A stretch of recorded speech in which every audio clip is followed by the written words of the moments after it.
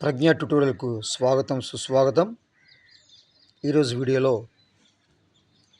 DSC school assistant బయాలజీలో భాగంగా 8వ తరగతి జీవశాస్త్రంలోని సూక్ష్మజీవుల ప్రపంచం భాగం 2 అనేటువంటి పాఠ్యాంశంలో మనకి డిఎస్సిలో ఏ ఏరియాల నుండి బిట్స్ వస్తాయో మీకు వివరంగా చెప్తాను.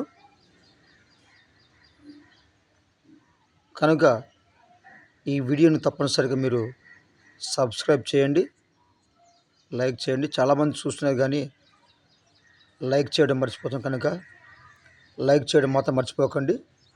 ఈ వీడియోలో మీకు మంచి బిట్స్, ఎగ్జామ్లో వచ్చేటువంటి బిట్స్ చెప్తాను. తప్పకుండా చివరి వరకు చూసేటువంటి ప్రయత్నం చేయండి. సరే, లేట్ చేయకుండా క్లాసులోకి వెళ్దాం. సూక్ష్మజీవుల ప్రపంచం భాగం 2. ఇంకా చూడండి, సూక్ష్మజీవులు శత్రువుల మిత్రుల. సూక్ష్మజీవులు శత్రువుల మిత్రుల. ఈ సూక్ష్మజీవులు ఎక్కడ ఉంటాయంటే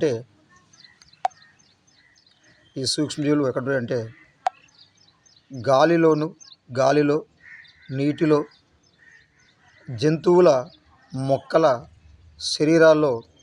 శరీరం పైన ఇలా అన్ని ప్రదేశాల్లో ఉంటాయని మనం ఇంతకుముందు క్లాసులో చెప్పుకున్నాం. సూక్ష్మజీవులు అనేవి నేలలో, నీటిలో, గాలిలో, జంతువుల, అదేవిధంగా మొక్కల శరీరంపై ఉన్న ఇలా అన్ని ప్రదేశాల్లో ఈ యొక్క సూక్ష్మజీవులు అయితే ఉంటాయని మనకు తెలుసు. నెక్స్ట్ పోతే ఈ యొక్క సూక్ష్మజీవులు అనేవి మానవుని జీవితంలో చాలా ఉపయోగపడతాయి. సూక్ష్మజీవులు అనేవి మానవ జీవితంలో ఎక్కువగా ఉపయోగపడతాయి. కొన్ని సూక్ష్మజీవులు మానవులకు, ఇతర మొక్కల, జంతువులకు హాని కూడా కలిగిస్తూ ఉంటాయి. రైట్. నిత్య జీవితంలో కొన్ని సూక్ష్మజీవులు మనకు చాలా రకాలుగా ఉపయోగపడుతూ ఉంటాయి. ఉదాహరణకు పెరుగు, ఇడ్లీ, దోశ, బ్రెడ్, కేక్ తయారు చేయడానికి ఈ యొక్క సూక్ష్మజీవులు ఉపయోగపడతాయి. ఇడ్లీ కానీ, దోశ కానీ, బ్రెడ్, కేక్ కానీ తయారు చేయడానికి ఈ యొక్క సూక్ష్మజీవులు ఉపయోగపడతాయి.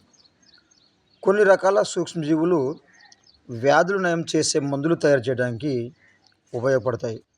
కొన్ని రకాల సూక్ష్మజీవులు వ్యాధులను నయం చేసేటువంటి కొన్ని మందులు, యాంటీబయాటిక్స్ వంటి మందులను తయారు చేయడానికి ఉపయోగపడతాయి. మరికొన్ని సూక్ష్మజీవులు రైతు నేస్తాలుగా లేకపోతే రైతులకు ఉపయోగపడే విధంగా నేల సారాన్ని పెంచడంలో సహాయపడతాయి. ఇవి సూక్ష్మజీవుల ఉపయోగాలు. ఈ సూక్ష్మజీవులనే మనం ఏమంటే మైక్రోబ్స్ అంటాం. సూక్ష్మజీవులు ఏమంటాం? మనం మైక్రోబ్స్ అంటాం. ఈ గుర్తుపెట్టుకొని సూక్ష్మజీవులను మనం మైక్రోబ్స్ అంటాం.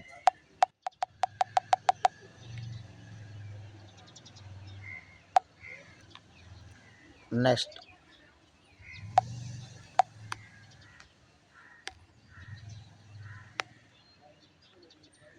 ఈ సూక్ష్మజీవులను ఉపయోగించి ఒక ప్రయోగం ఉందండి. ఈ ప్రయోగము పెరుగు తయారు చేసే ప్రయోగం. మొదటిగా మనం ఏం చేయాలంటే గోరువెచ్చని పాలను 2 గిన్నెలు తీసుకొని కొన్ని చుక్కల మజ్జిగ లేదా పెరుగును ఒక గిన్నెలో వేయాలి. అంటే 2 గిన్నెలు తీసుకొని ఈ 2 గిన్నెలో గోరువెచ్చని పాలు తీసుకోవాలి. ఒక గిన్నెలేమో మజ్జిగ చుక్కలు కానీ లేకపోతే పెరుగు కానీ వేయాలి. రెండవ గిన్నెలో ఉన్న పాలలో ఏమీ వేయకుండా అలానే ఉంచేసి ఆ 2 గిన్నెలను సుమారు 5 నుండి 6 గంటల వరకు సుమారు 5 నుండి 6 గంటల వరకు మనం నిల్వ ఉంచాలి. 5 నుండి 6 గంటల వరకు మనం ఏం చేయాలంటే ఆ గిన్నెలు కాలకుండా ఉంచాలి. ఆ గిన్నెలు కదలకుండా ఉంచినట్లయితే ఏమవుతుంది, వాటిలో మార్పు అనేది జరుగుతూ ఉంది. వాటిలో మార్పు జరిగి ఆ యొక్క మజ్జిగ లేదా పెరుగు విషయం నుండి ఆ యొక్క గిన్నెలో నుండి పాలు అనేవి పెరుగుగా మారుతూ ఉంది. నెక్స్ట్ మరొక కృత్యం చూడండి. ఈ విధంగా పాలను పెరుగుగా తయారు చేయడానికి సూక్ష్మజీవులు ఉపయోగపడతాం మనం ఈ ప్రయోగం ద్వారా చెప్పవచ్చు. ఏ బ్యాక్టీరియా అంటే లాక్టోబాసిల్లస్ అనేటువంటి బ్యాక్టీరియా. నెక్స్ట్ 100 గ్రాముల మైదా పిండి తీసుకొని 2 లేదా 3 స్పూన్ల ఈస్ట్ పౌడర్ని వేసి తగినంత నీరు పోసి మెత్తటి పిండిలా కలపాలి. మరో ప్రయోజనం ఏంటంటే ఒక 100 గ్రాముల మైదా పిండిని ఒక గిన్నెలో తీసుకొని దానికి 2 లేదా 3 స్పూన్ల ఈస్ట్ పౌడర్ను కలిపి తగినంత నీరు పోసి మెత్తగా చేస్తే అదేమవుతుంది, 3 నుండి 4 గంటల తర్వాత దాన్ని వెచ్చని ప్రదేశంలో ఉంచితే ఆ పిండి అనేది ఏమంటే ఉబ్బుతుంది. ఈ విధంగా మనము ఇంట్లో దోశలు కానీ ఇడ్లీ కానీ తయారు చేయడానికి ఈ విధంగా సూక్ష్మజీవులు నిత్య జీవితంలో ఉపయోగపడుతున్నాయి.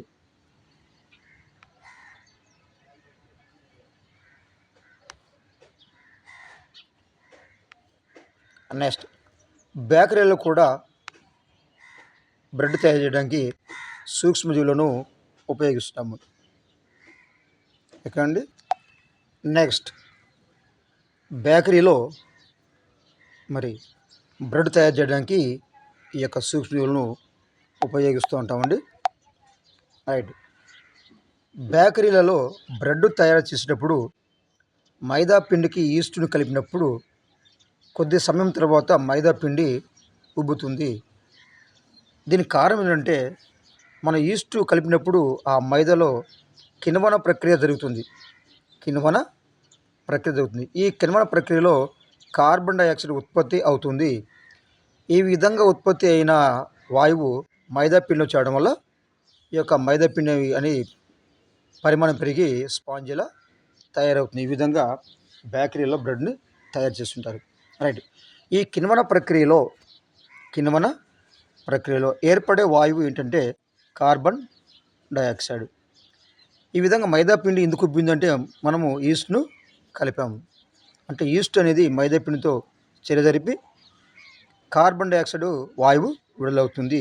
ఈ ప్రక్రియ మనము కిణ్వన ప్రక్రియ అంటాము. కిణ్వన ప్రక్రియ అంటే ఈస్ట్ కలిపిన మైదా పిండి ఉబ్బి కార్బన్ డైఆక్సైడ్ను విడుదల చేయడమే కిణ్వన ప్రక్రియ. ఈ కిణ్వన ప్రక్రియలో కార్బన్ డైఆక్సైడ్ విడుదలవుతుంది అడుగుతాడు ఎగ్జామ్లో. కిణ్వన ప్రక్రియలో ఏర్పడే వాయువు అంటాడు. మనం ఇక్కడ కార్బన్ డైఆక్సైడ్ అని గుర్తుపెట్టి కూడా సరిపోతుంది. నెక్స్ట్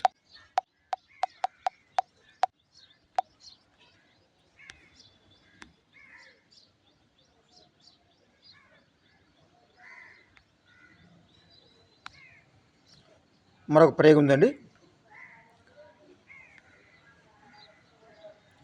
2 చిన్న గిన్నెలు తీసుకొని లేదా బీకర్లు తీసుకోవచ్చు. 2 చిన్న గిన్నెలు కానీ బీకర్లుగా తీసుకొని రెండింటిలో సగం వరకు నీరు పోయాలి.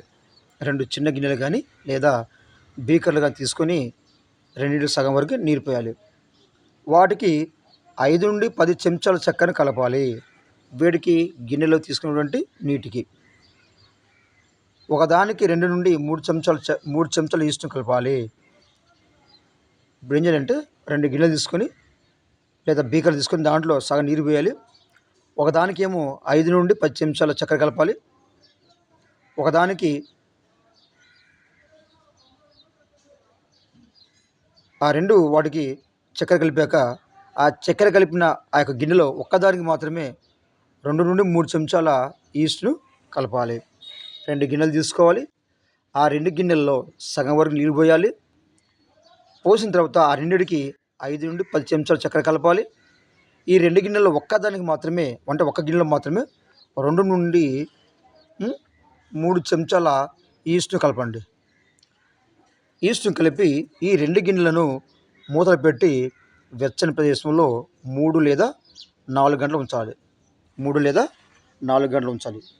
ఈ 4 గంటలు ఉంచేసి ఆ 2 గిన్నెలు తీసి మనము వాసన చూడాలండి. వాసన చూడాలి.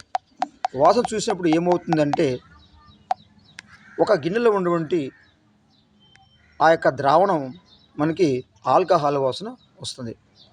ఏమొస్తే ఆల్కహాల్ వాసన అది వస్తుంది. అంటే ఎందుకంటే ఆ గిన్నెలో ఉన్నటువంటి ఆ ఈస్ట్ ఆ చక్కెరను ఆల్కహాల్గా మార్చిందనమాట. చక్కెరను ఈస్టులు ఆల్కహాల్గా మారుస్తాయి. కాబట్టి ఏమవుతుందంటే ఆ గిన్నెలో ఉన్నటువంటి ఆ యొక్క చెక్క ద్రావణము ఆల్కహాల్ వాసన వస్తుంది. ఈ విధంగా చక్కెరను ఆల్కహాల్గా మార్చే ప్రక్రియను కిణ్వనం అంటారు. ఇది కూడా చాలా ఇంపార్టెంట్ బిట్ అండి. ఒకసారి ఆడడం జరిగింది. ఒకసారి చూద్దాం మళ్ళీ. 2 గిన్నెలు తీసుకొని సగం వరకు నీళ్ళు పోయాలి. ఒక దాంట్లో 5 నుండి 6 చెంచాల చక్కెర ద్రావణం పోయాలి. ఒక దాంట్లో చక్కెర ద్రావణం పోయొద్దు. చక్కెర ద్రావణం పోసిన దానికి ఈస్ట్ కలిపి 3 నుండి 4 గంటల వరకు మనం ఉంచినట్లయితే ఏమవుతుంది,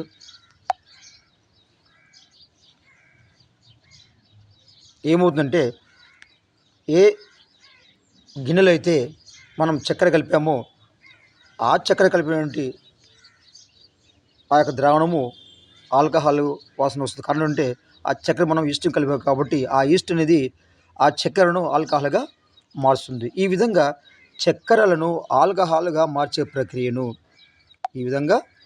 చక్కెరలను ఆల్కహాల్గా మార్చే ప్రక్రియను కిణ్వనము లేదా ఫెర్మెంటైజేషన్ అంటారు. చక్కెరలను ఆల్కహాల్గా మార్చే ప్రక్రియను మనము కిణ్వనము లేదా ఫెర్మెంటైజేషన్ అంటారు. ఒక్కసారి బిటాడడం జరిగింది డిఎస్సిలో. నెక్స్ట్, ఈ కిణ్వన ప్రక్రియలో ఈ పద్ధతిలో పెద్ద మొత్తంలో ఆల్కహాలు, వైన్, బీర్, ఎస్టిక్ ఆమ్లాల తయారీలో ఉపయోగిస్తారు. ఈ పద్ధతిని ఎక్కడ ఉపయోగిస్తారు? ఈ యొక్క కిణ్వన ప్రక్రియను లేదా ఫెర్మెంటైజేషన్ పద్ధతిని ఎక్కడ ఉపయోగిస్తారంటే పెద్ద మొత్తంలో ఆల్కహాలు, వైన్, బీరు, ఎస్టిక్ ఆమ్లాల తయారీలో ఉపయోగిస్తారు. రైట్. మరి ఈ ఆల్కహాల్, బీరు, వైన్ వీటిని ఎలా తయారు చేస్తారు, ఎస్టిక్ ఆమ్లాన్ని ఎలా తయారు చేస్తారో మనం ఒకసారి చూద్దాం. రైట్. ఈ వైన్, ఆల్కహాల్, బీరు, ఎస్టిక్ ఆమ్లం తయారు చేయడం కోసం ఏం చేస్తారంటే ఈస్టును సహజ చక్కెరలు కలిగిన బార్లీ, గోధుమ, వరి, ద్రాక్ష రసాల్లో పెంచుతారు. రైట్. ఈ ఆల్కహాల్, వైన్, బీర్, ఎస్టిక్ ఆమ్లాలు ఎలా తయారు చేస్తారంటే ఈస్టును సహజ చక్కెరలు కలిగిన అంటే కొన్ని పదార్థాలు సహజంగా చక్కెరలు కలిగి ఉంటాయి. అంటే కొంచెం స్వీట్గా ఉంటాయి కాబట్టి వాటిని సహజ చక్కెరలు అంటాము. ఈ సహజ చక్కెరలు కలిగినటువంటి బార్లీ కానీ, గోధుమ కానీ, వరి, అదేవిధంగా ద్రాక్ష రసాల్లో పెంచుతారు.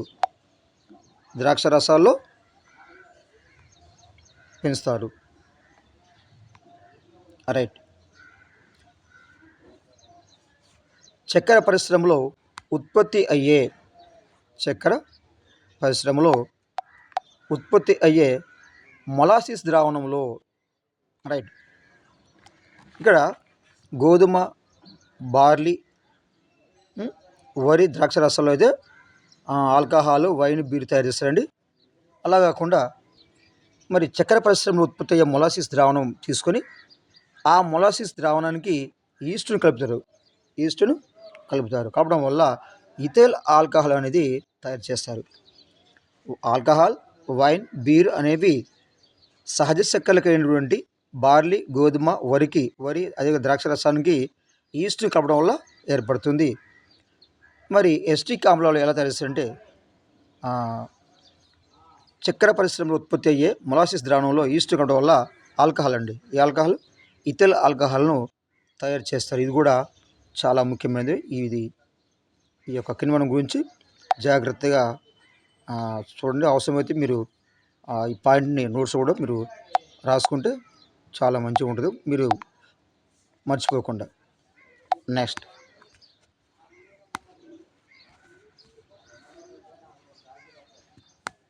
మందుల తయారీలో సూక్ష్మజీవులు అండి. మందుల తయారీలో సూక్ష్మజీవులు. మందుల తయారీలో కూడా సూక్ష్మజీవులను ఉపయోగిస్తుంటాము. మనం ఎప్పుడైనా జబ్బు పోయినప్పుడు లేదా గాయపోయినప్పుడు శస్త్రచికిత్స జరిగినప్పుడు డాక్టర్లు మందులు ఇస్తారు. చూడండి, మనకి ఎప్పుడైనా జబ్బు కలిగినప్పుడు కానీ లేదా ప్రమాదవశాత్తు ఏమైనా గాయాలైనప్పుడు కానీ శస్త్రచికిత్స జరిగినప్పుడు డాక్టర్లు ఏం చేస్తారంటే మందులు ఇస్తారు. ఆ మందులు రోగకారక జీవులను డాక్టర్ ఇచ్చినటువంటి ఆ యొక్క మందులు ఏం చేస్తాయంటే రోగకారక జీవులను ఉదాహరణ బ్యాక్టీరియాలను చంపివేస్తాయి. రోగకారక జీవులు బ్యాక్టీరియాలను చంపివేస్తాయి. ఈ రకమైన మందులను మనం సూక్ష్మ జీవనాశకాలు, యాంటీబయాటిక్స్ అంటాము. రైట్, ఇది యాంటీబయాటిక్స్ గుర్తుంచుకోవాలండి. కొన్ని ప్రత్యేకమైన సూక్ష్మజీవులను పెంచడం ద్వారా సూక్ష్మజీవనాశకాలను ఉత్పత్తి చేస్తారు. రైట్, మనం ఏదైనా జబ్బున్నప్పుడు కానీ గాయపడినప్పుడు కానీ డాక్టర్ దగ్గరికి వెళ్ళినప్పుడు ఇచ్చే మందులు ఉంటాయి. ఆ మందులు అనేవి రోగకార జీవులను అంటే బ్యాక్టీరియా వాటి చంపేస్తాయి. డాక్టర్లు ఇచ్చినటువంటి ఈ యొక్క మందులు మనం ఏమంటామంటే సూక్ష్మజీవ నాశకాలు అంటాము. ఈ సూక్ష్మజీవ నాశకాలను కొన్ని ప్రత్యేకమైన సూక్ష్మజీవులను పెంచడం వల్ల ఈ యాంటీబయాటిక్స్ను కొన్ని ప్రత్యేకమైన సూక్ష్మజీవులు పెంచడం ద్వారా ఈ యొక్క సూక్ష్మజీవ నాశకాలను ఉత్పత్తి చేస్తారు. ఈ యొక్క సూక్ష్మజీవ నాశకాలకి ఉదాహరణ చూద్దామండి. ఇది ఎగ్జామ్లో ఒకసారి రావడం జరిగింది. జాగ్రత్తగా గుర్తుంచుకునే ప్రయత్నం చేయండి. లేకపోతే నోట్స్లో రాసాలడు ఉంటే నోట్స్లో రాసుకోండి. రైట్, ఈ యొక్క సూక్ష్మజీవ నాశకాలు మరి సూక్ష్మజీవుల నుండి మరి సూక్ష్మజీవులు ప్రత్యేకంగా పెట్టడం ద్వారా మనం ఈ యొక్క సూక్ష్మజీవ నాశకాలను తయారు చేసి చెప్తున్నాం. ఉదాహరణ శిలీంధ్రాలు, బ్యాక్టీరియా అంటే సూక్ష్మజీవ నాశకాలు తయారు చేస్తారండి. ప్రస్తుతం పెన్సిలిన్, టెట్రాసైక్లిన్, స్ట్రెప్టోమైసిన్, ఎరిథ్రోమైసిన్ లాంటి యాంటీబయాటిక్స్ను మందుల పరిశ్రమలో అంటే ఫార్మాస్యూటికల్స్లో తయారు చేస్తున్నారు. ఈ యొక్క యాంటీబయాటిక్స్ ప్రత్యేకమైన జీవుల పెంచడం ద్వారా సూక్ష్మజీవ నాశకాలను ఉత్పత్తి చేస్తున్నారు. ఉదాహరణ ఏంటంటే శిలీంధ్రాలు, బ్యాక్టీరియా, వీటి నుండి మనకి యాంటీబయాటిక్స్ లేదా సూక్ష్మజీవ నాశకాలను ఉత్పత్తి చేస్తారు. అయితే ప్రస్తుతము పెన్సిలిన్, టెట్రాసైక్లిన్, స్ట్రెప్టోమైసిన్, ఎరిథ్రోమైసిన్ లాంటి యాంటీబయాటిక్స్ను ఈ యొక్క మందుల పరిశ్రమలో ఫార్మాస్యూటికల్స్లో ఉత్పత్తి చేస్తున్నారు. రైట్, ఇక్కడ బ్యాక్టీరియా వల్ల కొన్ని వ్యాధులు వస్తాయండి. ఇవి ఒకసారి మనం చూద్దాం. బ్యాక్టీరియా వల్ల వచ్చే వ్యాధులు ఏంటో మనం ఒకసారి చూద్దాం. రైట్, 2024లో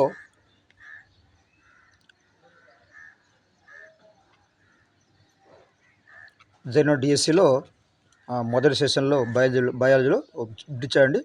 ఏంటంటే సూక్ష్మజీవుల బ్యాక్టీరియా వల్ల కలిగే వ్యాధులను ఇచ్చాడు. దీనిలోనే ఒకసారి చూద్దామండి.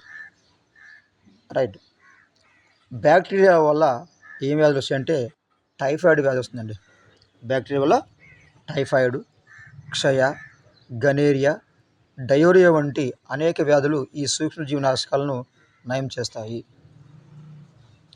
బ్యాక్టీరియా వల్ల కలిగేటువంటి టైఫాయిడ్, క్షయ, గనేరియా, డయోరియా వంటి అనేక వ్యాధులను ఈ సూక్ష్మ జీవనాశకాలు నయం చేస్తాయి. ఇంతకుముందు పాటలను కూడా ఇప్పుడు రావడం జరిగింది, బ్యాక్టీరియా వల్ల టైఫాయిడ్ వస్తుందని. నెక్స్ట్, అదేవిధంగా సెప్టిసిమియా అంటే విషపూరిత రక్తం వంటి వ్యాధులను కూడా నిరోధిస్తాయి ఈ యొక్క యాంటీబయాటిక్స్. బ్యాక్టీరియాల వల్ల వచ్చే వ్యాధులు ఏంటివి? టైఫాయిడ్, క్షయ, గనేరియా, డయోరియా వంటి అనేక వ్యాధులు వస్తాయి. ఈ వ్యాధులను నయం చేయడానికి మనం సూక్ష్మజీవనాశకాలను ఉపయోగిస్తాం. అదేవిధంగా సెప్టిసిమియా, ఇది కూడా బ్యాక్టీరియా వల్ల వచ్చే వ్యాధి. ఈ సెప్టిసిమియా లేదా విషపూరిత రక్తం వంటి వ్యాధులను కూడా నిరోధించడానికి ఈ యొక్క సూక్ష్మజీవనాశకాలు ఉపయోగపడతాయి. ఇది కూడా ఇంపార్టెంట్ ఏరియా, ఇది ఒకసారి గుర్తుపెట్టుకుంటే మంచిది. నెక్స్ట్ పోతే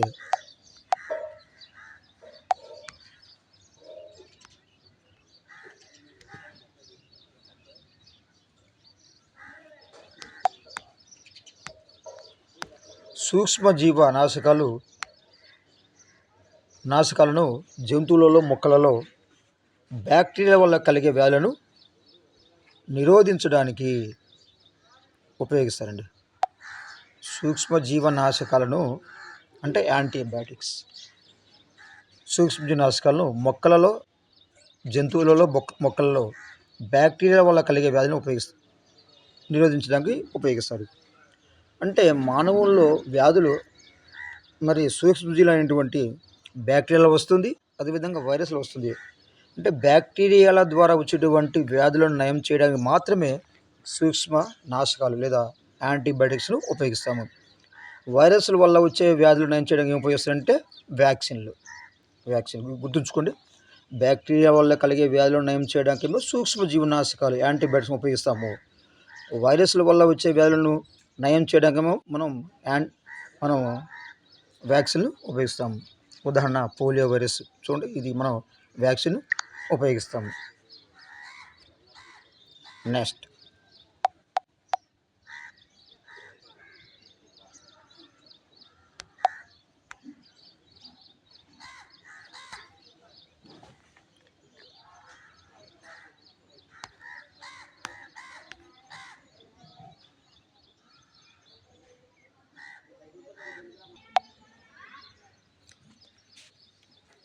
మరొకసారి గుర్తుంచుకోండి. బ్యాక్టీరియా వల్ల కలిగే వ్యాధులను నయం చేయడానికి మాత్రమే యాంటీబయాటిక్స్ను ఉపయోగిస్తారు. వైరస్ల వల్ల వచ్చే వ్యాధులకు నివారణగా వ్యాక్సిన్లను ఉపయోగిస్తారు. నెక్స్ట్ యాంటీబయాటిక్స్ ఎప్పుడంటే అప్పుడు ఇష్టం వచ్చినట్లు ఉపయోగించరాదు. యాంటీబయాటిక్స్ను మనం ఎప్పుడప్పుడు ఇష్టం వచ్చినట్లు ఉపయోగించరాదు. అర్హత కలిగిన డాక్టర్లు ఇచ్చిన సూచన ప్రకారమే ఉపయోగించాలి. అర్హత కలిగిన డాక్టర్లు ఇచ్చిన సూచన ప్రకారమే ఉపయోగించాలి, లేకపోతే వాటి వల్ల మనకు హాని కలగవచ్చు. యాంటీబయాటిక్స్ని మనం ఇష్టం వచ్చినట్టు వాడకూడదండి. డాక్టర్ దగ్గరికి వెళ్ళి డాక్టర్ ఇచ్చేటువంటి సూచన సలహా మేరకే వాటిని ఉపయోగించాలి. ఎందుకంటే అవసరం ఉన్నా లేకున్నా ఎక్కువ మోతాదులో యాంటీబయాటిక్స్ ఉపయోగించడం వల్ల రోగకారక క్రిములపై పోరాడే రక్త కణాలపై ప్రభావం చూపుతాయి. అలాగే జీర్ణ వ్యవస్థలో మేలు చేసే బ్యాక్టీరియాను నశింపజేస్తాయి. ఈ యాంటీబయాటిక్స్ను ఎట్లా పడితే అట్లా ఉపయోగించడం వల్ల ఏమవుతుందంటే రోగకారక క్రిములపై పోరాడే రక్త కణాలపై ప్రభావం చూపుతాయి. అదేవిధంగా జీర్ణ వ్యవస్థలో మేలు చేసే బ్యాక్టీరియాను కూడా నశింపజేస్తాయి. కనుక ఈ యాంటీబయాటిక్స్ని మనం ఎట్లా పడతాడో వాడకూడదు. కేవలం డాక్టర్ సలహా సూచనల మేరకే వాడవలసి ఉంటుంది. ఈ ఎక్కువ వాడినట్లయితే రోగకారక బ్యాక్టీరియాలు నిరోధకతను పెంచుకుంటాయి. అంటే వ్యాధి నిరోధక శక్తి కూడా తగ్గేటువంటి ప్రమాదం ఉంటుంది. కనుక మనము ఈ యాంటీబయాటిక్స్ను ఎట్లా పడతాడో ఉపయోగించరాదు. ఇకపోతే యాంటీబయాటిక్స్ను అధికంగా వాడితే శరీరాన్ని బలహీనపరుస్తాయి. కాబట్టి మనం ఎట్లా పడతాడో వాడకూడదు. డాక్టర్ సలహా మేరకు మాత్రమే ఈ యొక్క యాంటీబయాటిక్స్ని వాడితే మంచిది. నెక్స్ట్ సూక్ష్మజీవనాశిని పెన్సిలిన్ ఆవిష్కరణ. పెన్సిలిన్ ఆవిష్కరణ దీంట్లో కూడా మనకి బిట్టు అడిగే అవకాశం ఉంది. కనుక ఈ టాపిక్ కూడా జాగ్రత్తగా చూద్దాం. ఓకే. మొదటి ప్రపంచ యుద్ధ కాలంలో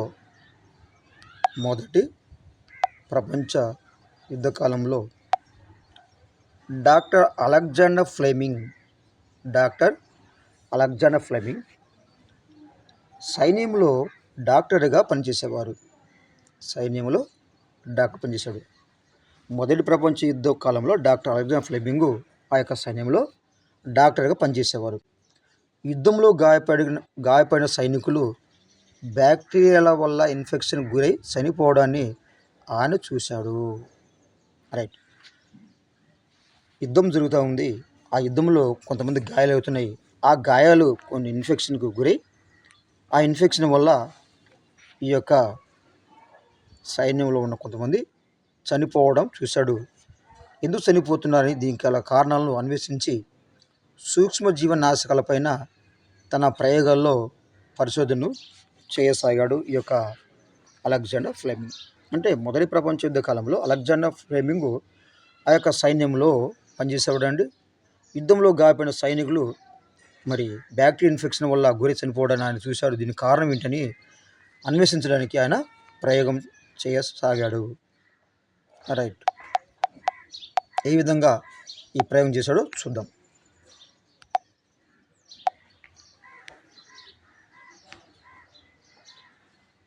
రైట్. తన పరిశోధనలో భాగంగా అలెగ్జాండర్ ఫ్లెమింగ్ పరిశోధనలో భాగంగా ఫ్లెమింగ్ బ్యాక్టీరియా సమూహాలను పెట్రీ డిష్లో పెంచాడు. ఫ్లెమింగ్ ఏం చేశాడంటే అలెగ్జాండర్ ఫ్లెమింగ్ పెట్రీ డిష్లో ఈ యొక్క బ్యాక్టీరియాను పెంచాడు. ఒకరోజు పెట్రీ డిష్లో పెట్టిన ఒక రకమైన శిలీంధ్రం అందులో పెంచుతున్న బ్యాక్టీరియా పెరుగుదలను నిరోధించడాన్ని ఆయన గమనించాడు. ఆయన పరిశోధన చేస్తూ ఒక పెట్రీ డిష్ తీసుకోనండి. ఈ పెట్రీ డిష్లో బ్యాక్టీరియా పెంచుతున్నాడు. బ్యాక్టీరియా పెంచుతూ ఉంటే అనుకోకుండా ఒక రకమైన శిలీంధ్రము అందులో పెరుగుతున్నాడు చూశాడు. ఆ శిలీంధ్రము ఈ యొక్క బ్యాక్టీరియాలు పెరగకుండా నిరోధించినట్లుగా పెరుగుదలను ఆపినట్టుగా ఈ యొక్క అలెగ్జాండర్ ఫ్లెమింగ్ గమనించాడు. గమనించి శిలీంధ్రం ఉత్పత్తి చేసిన ఆ పదార్థాన్ని ఇతర బ్యాక్టీరియా సమూహాలపై కూడా పరీక్షించాడు. ఎప్పుడైతే ఈ యొక్క బ్యాక్టీరియా పెరుగుదల అయిపోయిందో ఆ యొక్క శిలీంధ్రం నుండి ఒక పదార్థం తీసుకొని ఆ పదార్థాన్ని ఇతర బ్యాక్టీరియా సమూహాలపైన పరీక్షించాడు. పరీక్షిస్తే ఏమవుతుందంటే తీసుకున్న ఆ పదార్థం ఇతర వ్యాధులు కలిగించే బ్యాక్టీరియా పెరుగుదలను కూడా నిరోధించడం తెలుసుకున్నాడు. పెట్రీ డిష్లో బ్యాక్టీరియా పెంచుతూ ఉంటే అనుకోకుండా ఆ పెట్రీ డిష్లో మరి ఒక పదార్థం అనేది పెరుగుతూ ఉంటుంది, ఒక శిలీంధ్రం. ఈ శిలీంధ్రాన్ని వేరు చేసి ఆ వ్యాధి కలిగించినటువంటి బ్యాక్టీరియా కలిగించినటువంటి ఆ యొక్క దానిపైన పరీక్షించాడు. సమూహం పైన పరీక్షించినప్పుడు ఏముందంటే ఆ బ్యాక్టీరియాల యొక్క పెరుగుదలను నిరోధించినట్లుగా ఈ యొక్క అలెగ్జాండర్ ఫ్లెమింగ్ తెలుసుకున్నాడు. ఈ విధంగా వేరు చేసిన శిలీంధ్రాన్ని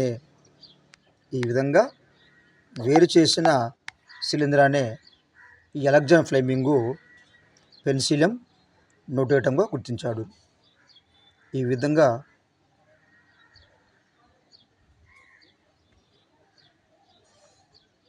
వేరు చేసిన శిలీంధ్రమే పెన్సిలియం నోటేటంగా గుర్తించాడు. అంటే అలెగ్జాండర్ ఫ్లెమింగ్ ఒక పెట్రీ తీసుకున్నాడు. తీసుకొని మరి దాంట్లో ఆ బ్యాక్టీరియాలు పెరుగుతున్నప్పుడు ఒక పదార్థం అనేది ఆ యొక్క బ్యాక్టీరియా యొక్క పెరుగుదలను ఆపినట్టు చూశాడు. ఆ యొక్క పదార్థాన్ని వేరు చేసి మరలా ఇతర బ్యాక్టీరియా పైన సమూహం పైన పరీక్షిస్తే ఆ పదార్థము ఇతర వ్యాధులు కలిగించే బ్యాక్టీరియా పెరుగుదలను కూడా నిరోధించినట్లుగా తెలుసుకున్నాడు. ఈ విధంగా వేరు చేసినటువంటి శిలీంధ్రమే పెన్సిలియం నోటేటంగా ఈ యొక్క అలెగ్జాండర్ ఫ్లెమింగ్ గుర్తించాడు. రైట్. ఈ విధంగా గుర్తించిన ఈ పదార్థానికి అలెగ్జాండర్ ఫ్లెమింగ్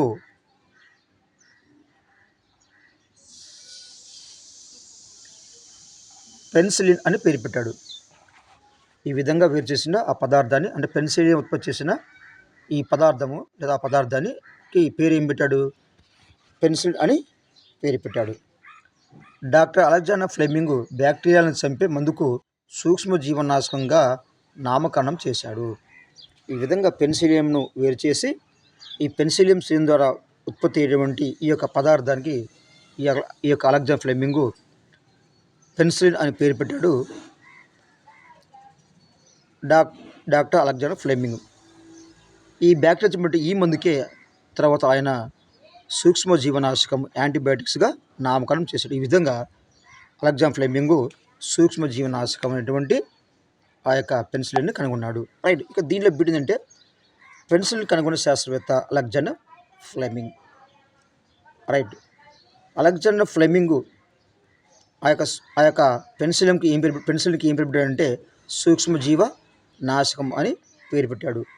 ఇది మనం గుర్తుంచుపెట్టుకుంటే సరిపోతుంది. నెక్స్ట్ 1929లో ఇప్పుడండి 1929లో పెన్సిలిన్ అనే సూక్ష్మజీవనాశకం ఆవిష్కరణను ప్రపంచాన్ని తెలిపాడు.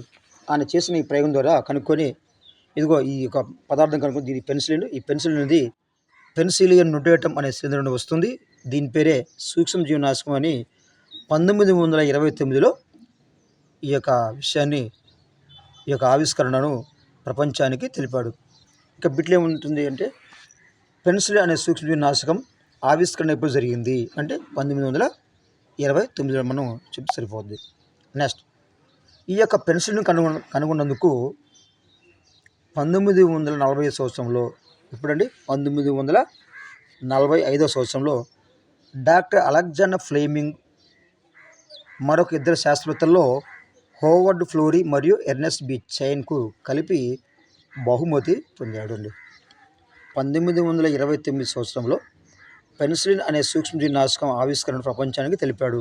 అందువల్ల ఈ యొక్క పెన్సిలిన్ కనుగొన్నందుకు 1945 సంవత్సరంలో డాక్టర్ అలెగ్జాండర్ ఫ్లెమింగ్కు మరొక ఇద్దరు శాస్త్రవేత్తల్లో డాక్టర్ హోవర్డ్ ఫ్లోరీ మరియు ఎర్నెస్ట్ బి చైన్ కలిపి ఈ యొక్క నోబెల్ బహుమతి పొందాడు. అంటే ఈ యొక్క అలెగ్జాండర్ ఫ్లెమింగ్కి నోబెల్ బహుమతి వచ్చింది. దేనికంటే 1929లో పెన్సిల్ యొక్క ఆవిష్కరణకు. నెక్స్ట్ బ్యాక్టీరియాల వల్ల కలిగే అనేక జబ్బులను నయం చేయడంలో ఉపయోగపడ్డ పెన్సిలిన్ ఆవిష్కరణ స్ట్రెప్టోమైసిన్, ఎరిథ్రోమైసిన్ వంటి అనేక మందులను కనుగొనడానికి దోహదం చేసింది.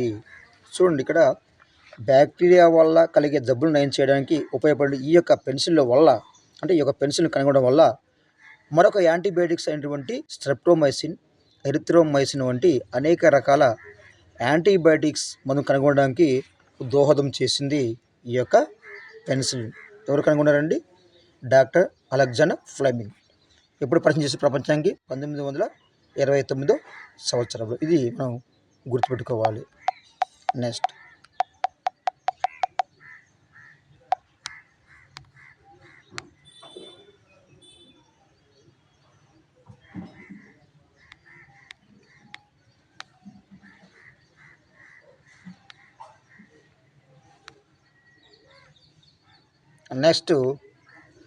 ఆరియోమైసిన్ సృష్టికర్త. రైట్. ఆరియోమైసిన్.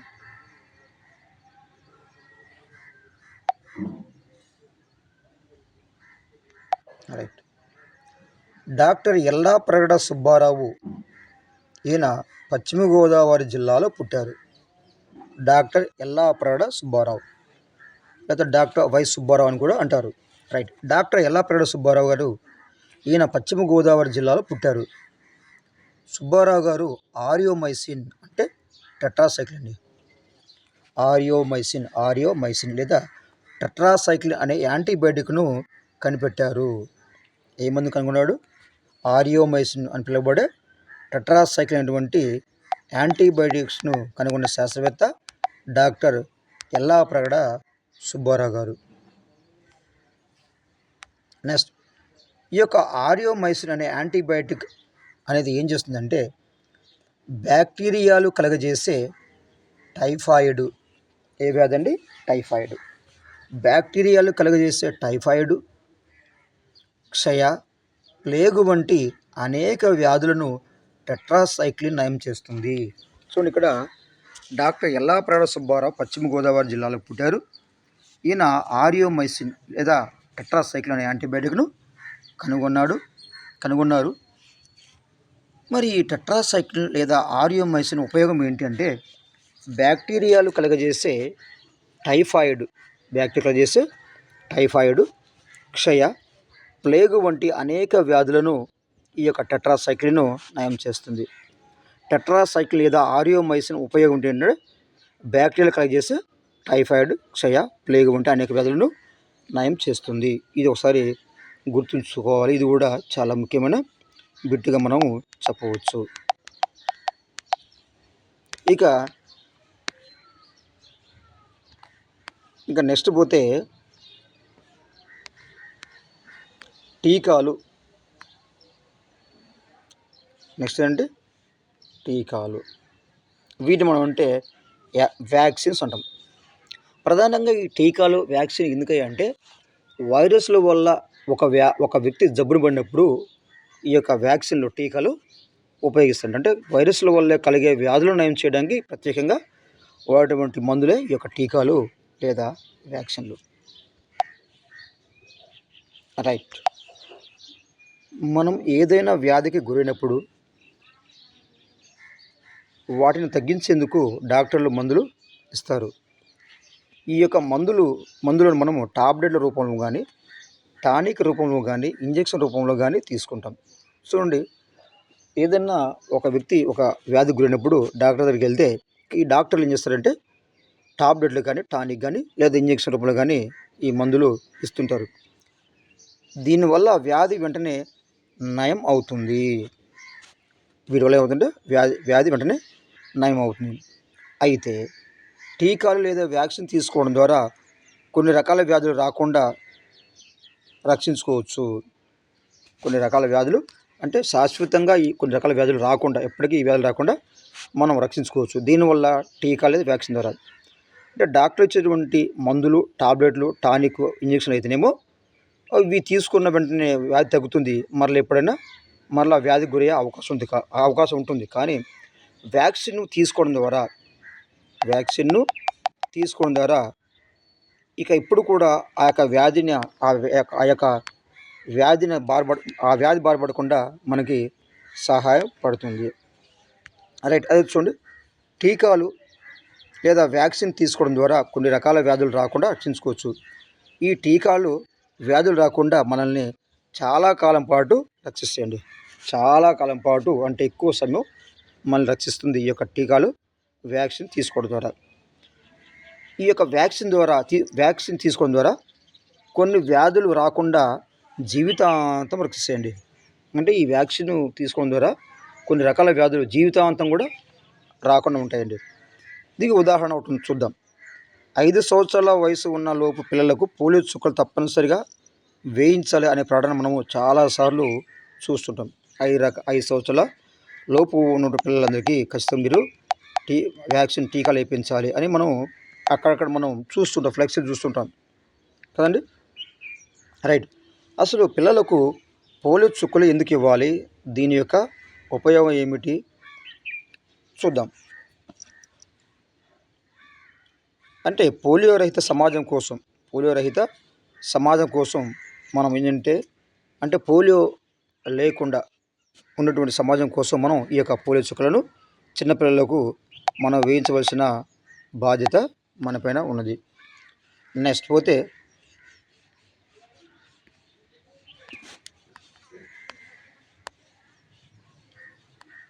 రైట్. ఈ పోలియో చుక్కలు వేయడానికి మనం చూస్తుంటాము, ప్రత్యేకంగా పోలియో చుక్కల కార్యక్రమాన్ని ఏర్పాటు చేస్తారండి. పోలియో చుక్కలు వేయడానికి పోలియో చుక్కల కార్యక్రమాన్ని ఏర్పాటు చేయడం మనము చూస్తూనే ఉంటాము. నెక్స్ట్, అసలు ఈ పోలియో చుక్కలు లేదా పోలియో వ్యాక్సిన్ అనేది ఎలా వచ్చిందో మనం చూద్దామండి. డాక్టర్ జోనన్ సాక్ ఎవరండి? డాక్టర్ జోనన్ సాక్. ఇది కూడా పరీక్షలో వచ్చేటువంటి ఇంపార్టెంట్ ఏరియా అండి, జాగ్రత్తగా మనం చూద్దాం. డాక్టర్ జోనన్ సాక్ 1952లో పోలియోకు టీకాను కనుగొనండి. మొట్టమొదటిసారిగా పోలియోకు ఫస్ట్ టీకాను కనుగొంది ఎవరంటే డాక్టర్ జోనన్ సాక్. ఈ డాక్టర్ జోనన్ సాక్ అనే శాస్త్రవేత్త డాక్టర్ గారు 1952లో పోలియోకు టీకాను కనుగొన్నాడు. కనుగొన్న తర్వాత దాన్ని అందరికీ ఉచితంగా అందించదలుచుకున్నాడు. అందుకే ఈయన ఈ యొక్క పోలియో టీకాపై పేటెంట్ లేదా సర్వ హక్కుల కోసము ప్రయత్నించలేదు. డాక్టర్ జోనాన్ సాక్ పోలియోకు మొట్టమొదటిసారిగా ఏం కనుగొన్నాడు? టీకాను కనుగొన్నాడు. ఇప్పుడు 1952లో. అదేవిధంగా ఈ జోనాన్ సాక్ పేటెంట్ హక్కుల కోసం ప్రయత్నం చేయలేదు, టీకాను కనుగొన్నాడు. అయితే ప్రస్తుతం ఇప్పుడు టీకాలు లేకుండా టీకాల ప్రాంతంలో ఇప్పుడు ఏమొచ్చాయి? పోలియో చుక్కలు వచ్చాయి. మరి ఈ పోలియో చుక్కలను కనుగొన్న శాస్త్రవేత్త ఎవరు? మరి ఎప్పుడు కనుగొన్నాడో మరోసారి చూసేటువంటి ప్రయత్నం అయితే చేద్దామండి. రైట్, ఈ పటంలో కనిపించే వారు జోనాన్ సాక్గా మనం చెప్పవచ్చు. Next doctor Albert Sabin polio చుక్కల మందును కనుగొన్నాడు 1957లో. రైట్, ఇక్కడ పోలియోను నిర్మూలించడానికి మొదటిసారిగా ఏమో టీకాను కనుగొన్నారు. ఎవరు? జోనాన్ సాక్ 1952 సంవత్సరంలో టీకాను కనుగొన్నాడు. జోనాన్ సాక్ పేటెంట్ హక్కులు కోసం ప్రయత్నం చేయలేదు. మరి పోలియో చుక్కలను కనుగొంది ఎవరు అంటే డాక్టర్ ఆల్బర్ట్ సాబిన్ 1957లో. ఇక్కడ మనల్ని కన్ఫ్యూజ్ చేసే అవకాశం ఉంటుంది. ఏంటంటే పోలియోకు టీకాను కనుగొందేమో జోనాన్ సాకు 1952లో. సాక్ అంటే టీకా, ఓకేనా. ఇక్కడ సాబిన్ అంటే ఇక్కడ చుక్కల మందు. డాక్టర్ ఆల్బర్ట్ సాబిన్ 1950లో. ఇది ఇంపార్టెంట్ ఏరియా కాబట్టి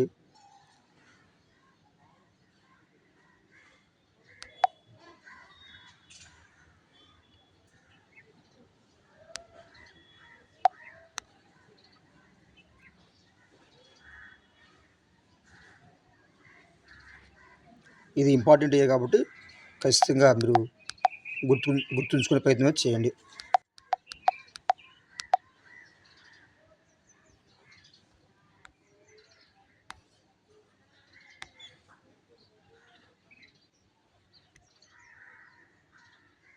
నెక్స్ట్ ఈ ఏరియా అంతా కూడా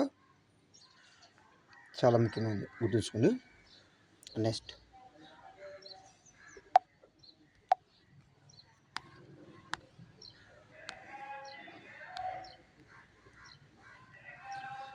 ఏదైనా వ్యాధిని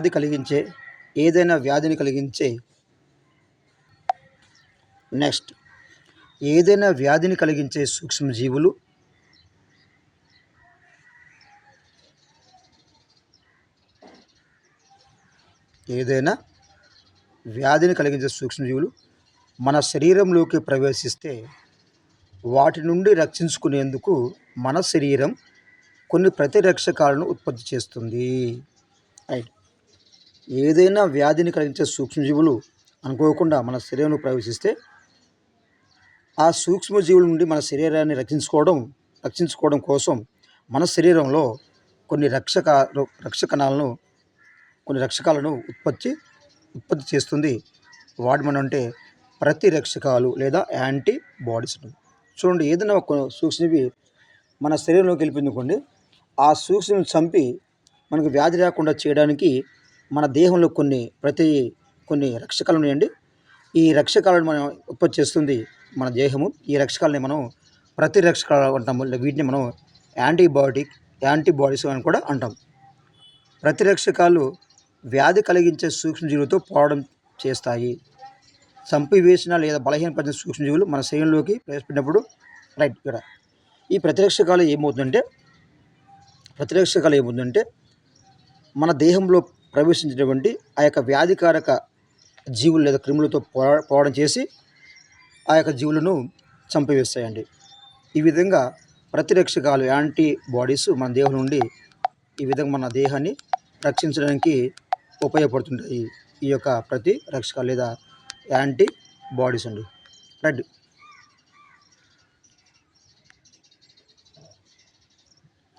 చంపివేసిన లేదా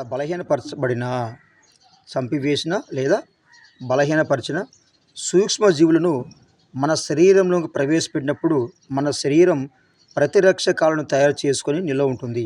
ఈ ప్రతిరక్షకాలు అంటాం కదా, అంటే ఏదైనా ఒక సూక్ష్మజీవులు మన దేహంలోకి వెళ్ళినప్పుడు మన దేహంలో కొన్ని రక్షకణాలు ఉంటాయి. ఆ రక్షకణాలు మనం అంటే ప్రతిరక్షకాలు లేదా యాంటీబాడీస్ ఉంటాము. ఈ యాంటీబాడీస్ అంటే ఆ సూక్ష్మజీవులు చంపేసి మన దేహాన్ని రక్షిస్తాయి. మరి ఈ యాంటీబాడీస్, ఈ యాంటీ ప్రతిరక్షకాలని మన దేహంలో కూడా తయారు చేస్తాయి. ఎలా అంటే చంపివేసిన లేదా బలహీనపరిచిన సూక్ష్మజీవులను సూక్ష్మజీవులను మన శరీరంలోకి ప్రవేశపెట్టినప్పుడు మన శరీరం ప్రతిరక్షకాలను తయారు చేసుకుని నిల్వ ఉంటుంది. ఈ ప్రతిరక్షకాలు ఎలా అంటే చంపివేసిన లేదా బలహీనపరిచినటువంటి కొన్ని రకాల సూక్ష్మజీవులను మన శరీరంలోకి ప్రవేశపెడితే అప్పుడు మన దేహం ఏం చేస్తుందంటే ప్రతిరక్షకాలను లేదా యాంటీబాడీస్ను మన దేహంలో తయారు చేసుకొని నిల్వ ఉంచుతుంది.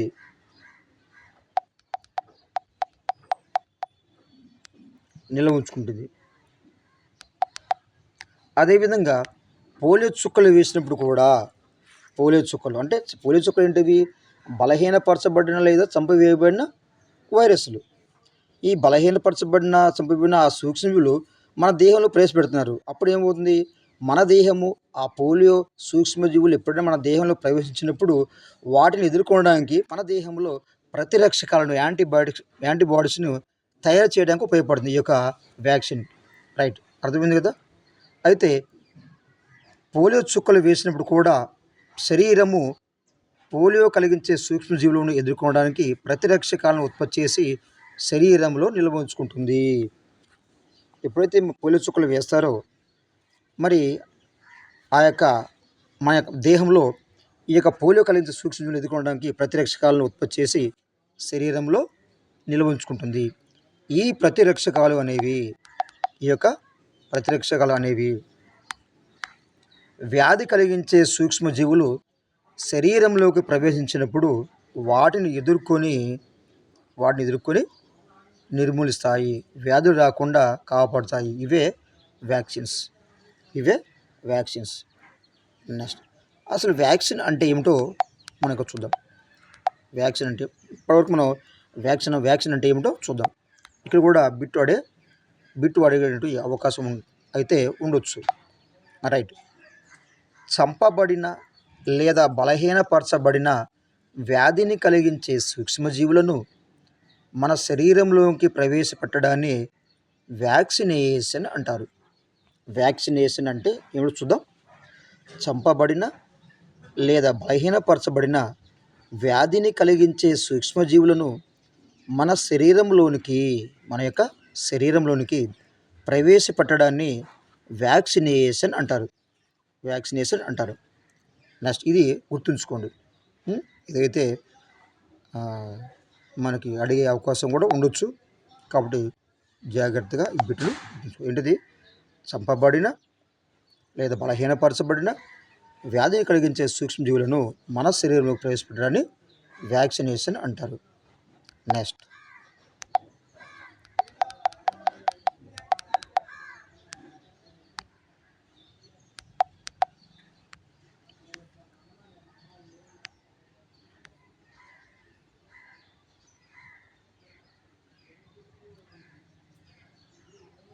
రైట్,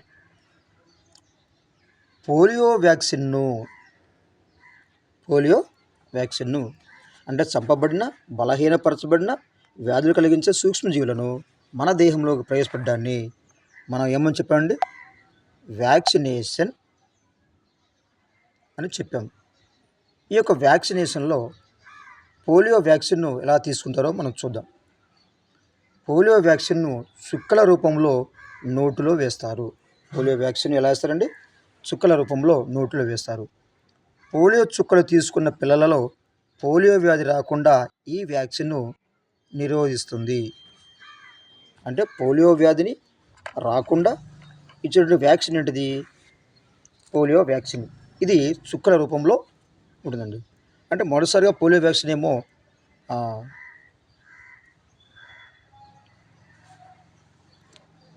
కనుగొన్నారు. ఆ తర్వాత ఆల్బర్ట్ సాబిన్ ఈ యొక్క పోలియో చుక్కలను కనుగొన్నాడు. ఈ చుక్కలు పిల్లవాడికి వేయడం వల్ల ఈ యొక్క వ్యాధి రాకుండా చేయొచ్చండి. రైట్, అయితే మరికొన్ని రకాల వ్యాధులు రాకుండా ఇంజెక్షన్ రూపంలో వ్యాక్సిన్ ఇస్తారండి. అంటే ఈ పోలియో వ్యాధి రాకుండా ఇచ్చేటువంటి వ్యాక్సిన్ ఏమో చుక్కల రూపంలో ఇస్తారు, నోటిలో చుక్కల రూపంలో ఇస్తారు. మరి కొన్ని రకాల వ్యాధులు రాకుండా మరి ఈ యొక్క వ్యాక్సిన్ను ఇంజెక్షన్ రూపంలో ఇస్తారండి. ఉదాహరణ అమ్మవారు, హెపటైటిస్, గవద బిళ్ళలు, డిప్తీరియా, ధనుర్వాతం, కోరిందగ్గు, తట్టు మొదలైనవి. ఇవి కూడా వ్యాక్సిన్లే. రైట్. మానవాళికి వచ్చేటువంటి ఈ యొక్క అమ్మవారు, హెపటైటిస్, గవద బిళ్ళలు, డిప్తీరియా, ధనుర్వాతం, కోరిందగ్గు, తట్టు వాటి వంటి వ్యాధులను నయం చేయడానికి వ్యాక్సిన్ ఎలా ఇస్తారంటే ఇంజెక్షన్ రూపంలో ఇస్తారు. పోలియోకి అయితే చుక్కల రూపంలో ఇస్తారు. ఒక్కసారి ఈ యొక్క ఏరియాను కూడా మనము గుర్తుపెట్టుకోవాల్సి వస్తుందండి. ఈ యొక్క ఏరియాని అంటే పోలియోకి అయితే చుక్కల రూపంలో ఇస్తారు. మరి అమ్మవారు, హెపటైటిస్, గవద బిళ్ళలు, డిప్తీరియా, అదేవిధంగా ధనుర్వాతం, కోరిందగ్గు, తట్టు వీటికేమో ఈ యొక్క వ్యాక్సిన్ని ఇంజెక్షన్ రూపంలో ఇస్తారు. నెక్స్ట్ పోతే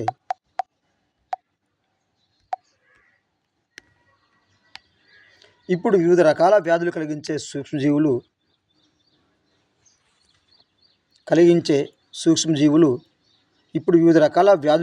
సూక్ష్మజీవుల బారి నుండి మనం రక్షించుకునేందుకు రకరకాల వ్యాక్సిన్లు అయితే అందుబాటులోకి వచ్చాయండి.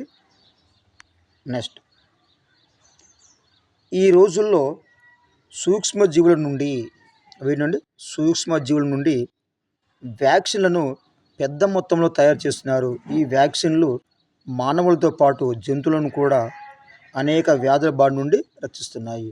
ఈ యొక్క వ్యాక్సిన్లు ఇప్పుడు కూడా కొత్త వ్యాక్సిన్లు కనుగొంటుండండి. ఈ యొక్క వ్యాక్సిన్లు మానవులకే కాకుండా జంతువులలో వచ్చేటువంటి అనేక వ్యాధుల బారి నుండి రక్షించడానికి ఉపయోగిస్తూ ఉన్నారండి. ఇది వ్యాక్సిన్ల గురించి. నెక్స్ట్ పోతే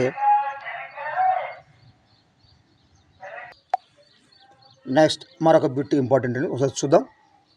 కుక్క కాటుకు లేదా రేబీస్ వ్యాధికు వ్యాక్సిన్ను లూయి పాశ్చర్ కనుగొన్నాడు. అంటే కుక్క కాటుకు వ్యాక్సిన్ కనుగొన్న శాస్త్రవేత్త ఎవరు అంటే లూయి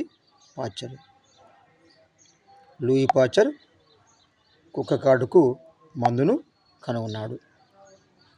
నెక్స్ట్,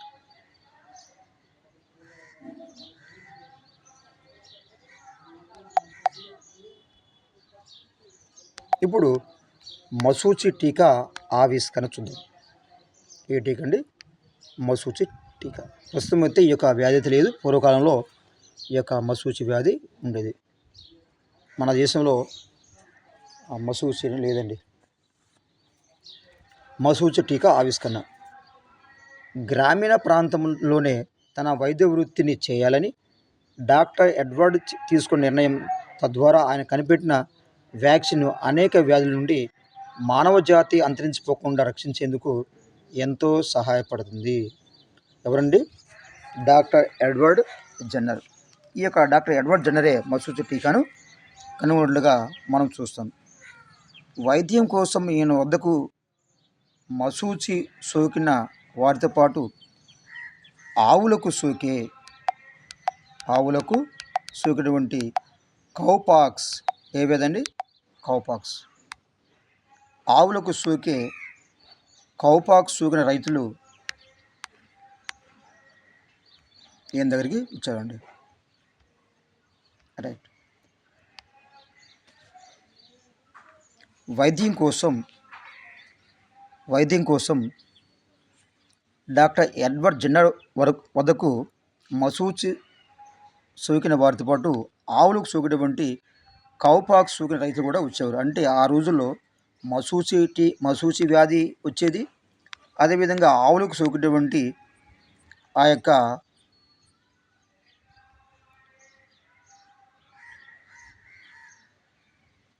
కౌపాక్స్ సోకిన రైతులు కూడా వచ్చేవాళ్ళు. రైట్. ఆవులను దీనికి పాల కోసం పెంచేవాళ్ళు. రైట్. రెండు రకాల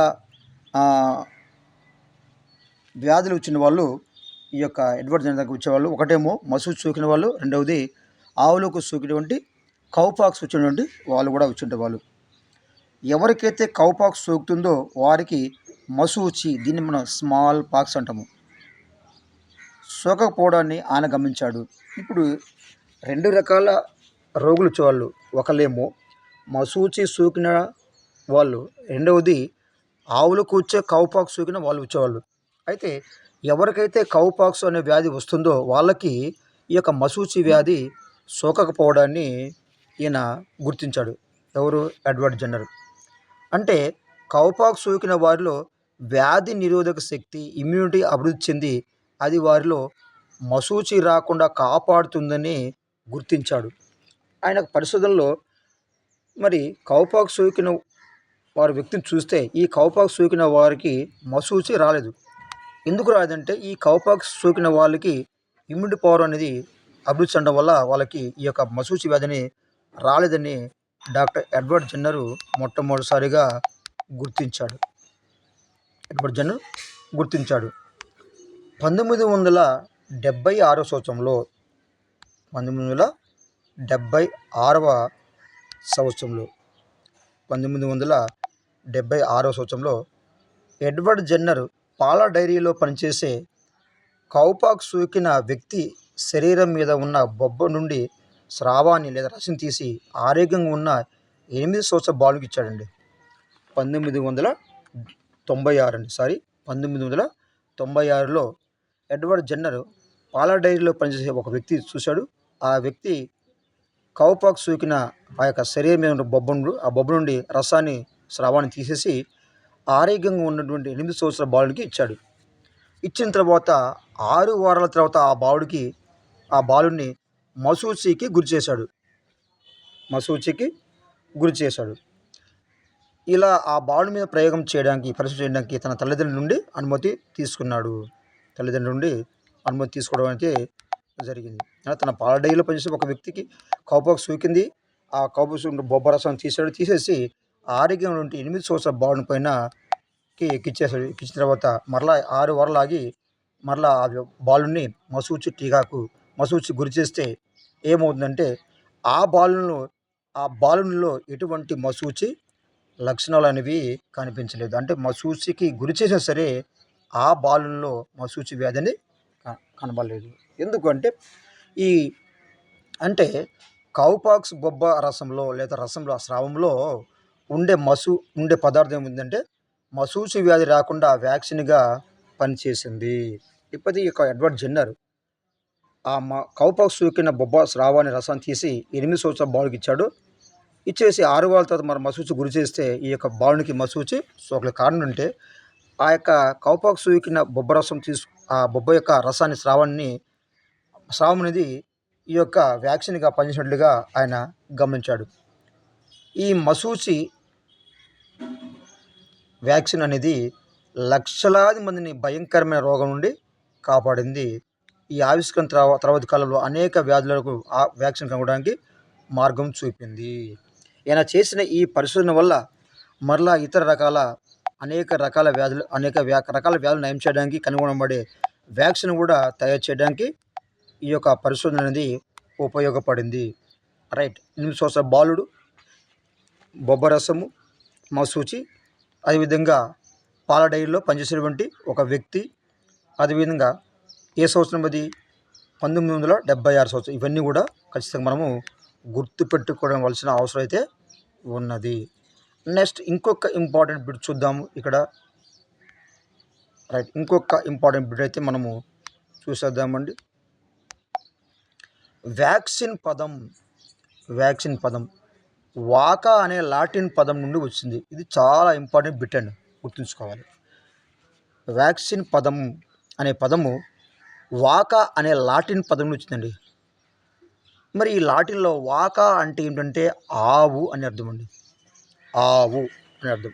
వ్యాక్సిన్ అనే పదం అనేది వాకా అనే లాటిన్ పదం నుండి వచ్చింది. వాకా అంటే ఆవు అని అర్థం. ఇది చాలా ముఖ్యమైన బిట్టు. ఒకసారి బిట్టును కూడా గుర్తుంచుకోవలసిన అవసరం అయితే ఉన్నది.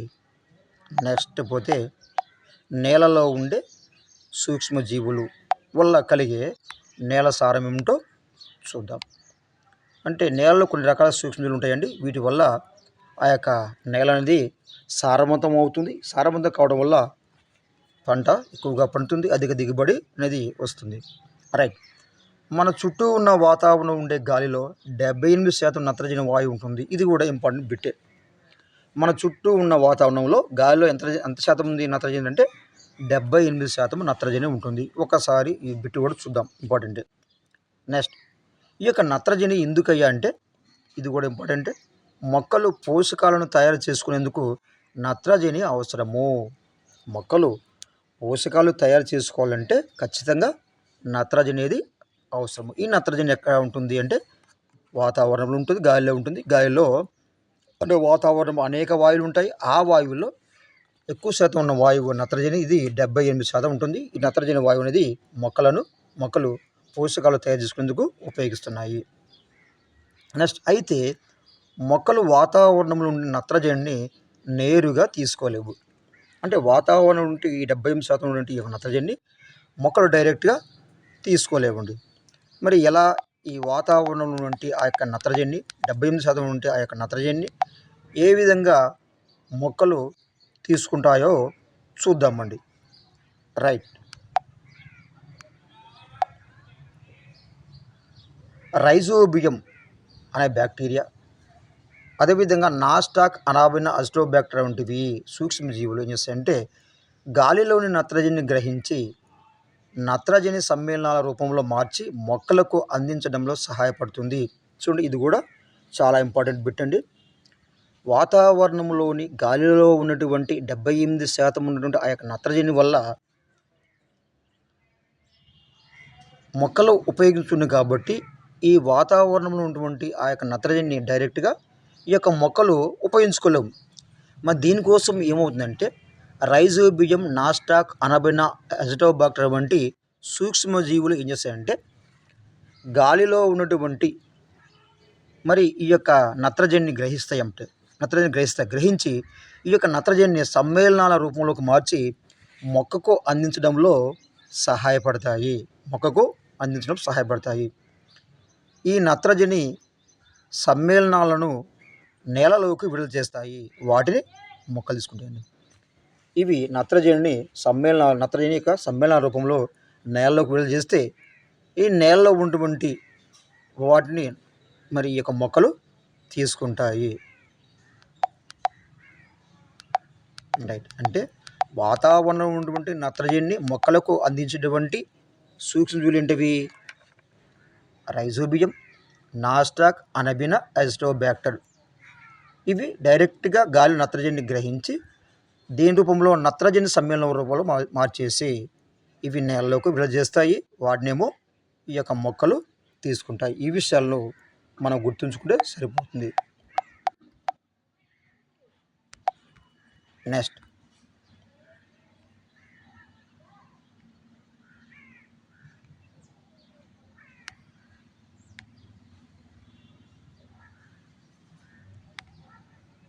రైట్. ఇక్కడ ఒక విషయం చెప్తాండి. ఎలా తీసుకుంటాయంటే లెగ్యూమినేసి జాతిన మొక్కలు, లెగ్యూమినేసి లేదా పప్పు దినుసులకు సంబంధించినటువంటి మొక్కలు వేర్ల బుడిపల్లో రైజోబియం బ్యాక్టీరియా, ఈ యొక్క బ్యాక్టీరియాలు ఉంటాయండి. ఈ బ్యాక్టీరియా అంటే ఆ యొక్క గాలిలో ఉన్నటువంటి ఈ యొక్క నత్రజనిని మొక్కలకు అందజేయడంలో ఉపయోగపడుతుంది. వేరు బుడిపల్లో ఈ యొక్క రైజోబియం బ్యాక్టీరియా ఉంటుందండి. అదే చూడండి, ఇక్కడ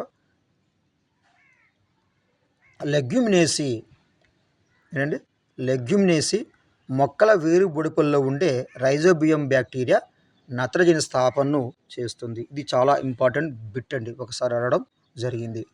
లెగ్యూమినేస్ మొక్కల వేరు బుడిపల్లో ఉండే బ్యాక్టీరియా ఏంటిది? రైజోబియం అనే బ్యాక్టీరియా. ఈ రైజోబియం బ్యాక్టీరియా చేస్తుంటే గాలిలో ఉన్నటువంటి నత్రజనిని ఈ యొక్క మొక్కకు అందజేయడానికి ఉపయోగపడుతూ ఉంది.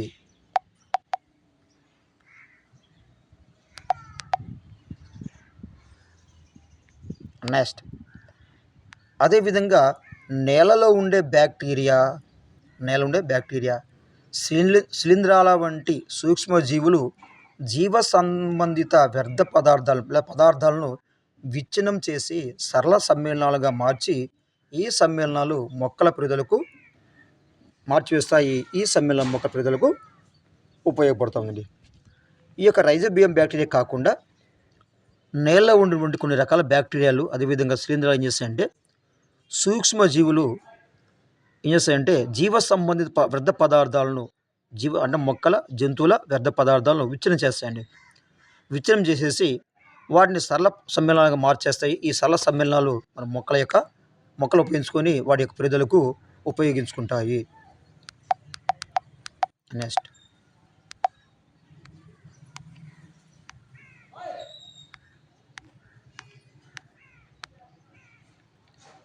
చూడండి ఎలా నత్రజని మరి నిల్వ ఉంటుందో వేరుబుడుపులో చూద్దాం.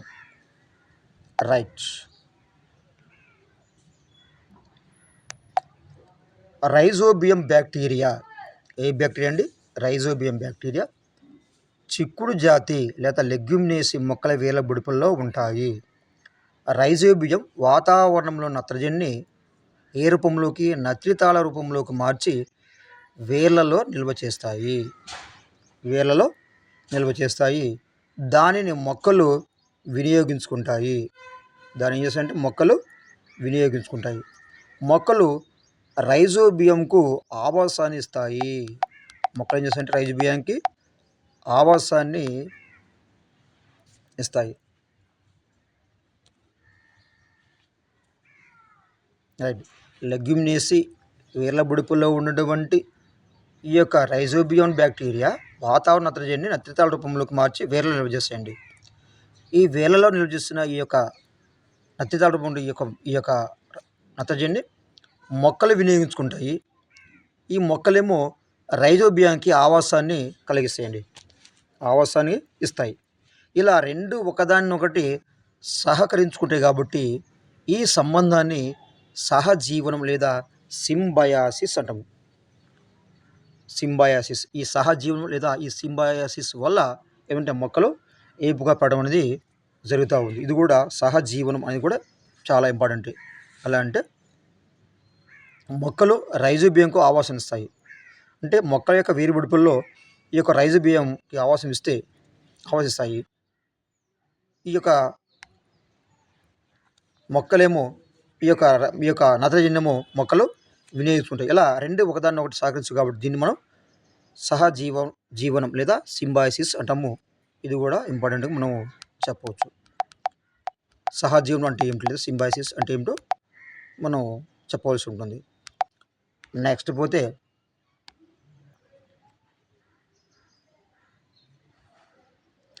ఈ సంబంధాన్ని సింబయాసిస్ అంటాము. లెగ్యూమ్ పంటలు పండించడం వల్ల నేల సారం పెరుగుతుందండి. లెగ్యూమ్ పంటలు పండడం వల్ల నేల యొక్క సారం ఎందుకు పెరుగుతుందంటే ఈ లెగ్యూమ్ వేర్ల బుడిపిల్లో రైజోబియం ఉంటుంది. ఈ రైజోబియము గాలిలో ఉన్నటువంటి 70% గాలిలో ఉన్నటువంటి నత్రజనిని నత్రితాల రూపంలో మరి నిల్వ చేసుకొని ఆ యొక్క నేలలో ఉంటుంది కాబట్టి దీనివల్ల నేల అనేది సారవంతంగా ఉంటుంది. రైట్. ఇది కూడా చాలా ఇంపార్టెంట్. ఒక్కసారి టెట్లో అడగడం అంటే జరిగింది. తొలకరి వానల్లో ఏం చేస్తారంటే అలసంద, పెళ్లి పెసర వంటి పప్పు ధాన్యాలను పొలంలో కలిపి దున్నుతారండి. అంటే తొలకరిలో అంటే మొదటిగా వర్షాలు పడ్డప్పుడు రైతులు ఏం చేస్తారంటే అలసంద, పెళ్లి పెసర వంటి పప్పు ధాన్యాలను మరి ఆ యొక్క రైతులు పొలంలో వేసి కొన్ని రోజుల తర్వాత ఆ యొక్క మొక్కలను మరి ఆ యొక్క పొలంలో కలిపి దున్నుతారు. ఎందుకంటే ఆ మొక్కల యొక్క వేర్లలో ఉన్నటువంటి ఆ యొక్క నత్రజని ఏమవుతుందంటే భూమిలోకి చేయడం వల్ల భూమి సారవంతం అవుతుంది. తద్వారా పంటలు అనేవి ఎక్కువ పండడానికి ఈ విధంగా రైతులు చేయడం అయితే జరుగుతూ ఉందండి. నెక్స్ట్ పోతే మరొక ఇంపార్టెంట్ బిట్ అండి. ఒకసారి టెట్లో అడగడం అయితే జరిగింది. చూడండి. బీటీ పత్తి ఏంటంటే బీటీ పత్తి. మనం బీటీ పత్తి మనం రైతులు అంటుంటే మనం వింటుంటాం. బీటీ అంటే అర్థం అంటే బ్యాసిల్లస్ తురంజనెన్సిస్. దీన్ని మనం బీటీ అంటాము. ఇది ఒక రకమైన బ్యాక్టీరియా. అండి. బీటీ అంటే బ్యాసిల్లస్ తురంజనెన్సిస్. ఇది ఒక రకమైన బ్యాక్టీరియం. ఇది విడుదల చేసే ఒక రకమైన విష పదార్థము టాక్సిన్ మొక్కలపై పెరిగే క్రిములను చంపివేస్తుంది. ఈ బ్యాసిల్లస్ తురంజనెన్సిస్ అనేది ఈ బ్యాక్టీరియా విడుదల చేసేటువంటి ఒక విష పదార్థం టాక్సిన్ ఉంటుందండి. ఈ టాక్సిన్ లేదా విష పదార్థం అనేది మొక్కలపై పెరిగే క్రిములను చంపివేస్తుంది. అందుకే దీనిని జీవ సంబంధ పురుగు మందు అంటారండి. జీవ సంబంధ పురుగు మందు, బయో పెస్టిసైడ్. బీటీ అంటే బ్యాసిలస్ తురంజనెన్సిస్. బ్యాసిలస్ తురంజనెన్సిస్. ఈ బ్యాసిలస్ తురంజనెన్సిస్ అనేది ఒక రకమైన బ్యాక్టీరియా. ఇది ఏం చేస్తుందంటే ఒక రకమైన విష పదార్థము ఉత్పత్తి చేసి మొక్కలపై పెరిగే క్రిములను చంపేస్తుంది. అందువల్ల ఈ బీటీని లేదా బ్యాసిలస్ తురంజనెన్సిస్ని ఏమంటే బయో పెస్టిసైడ్ లేదా జీవ సంబంధ పురుగు మందని మనం బ్యాసిలస్ తురంజనెన్సిస్ని అంటాము. నెక్స్ట్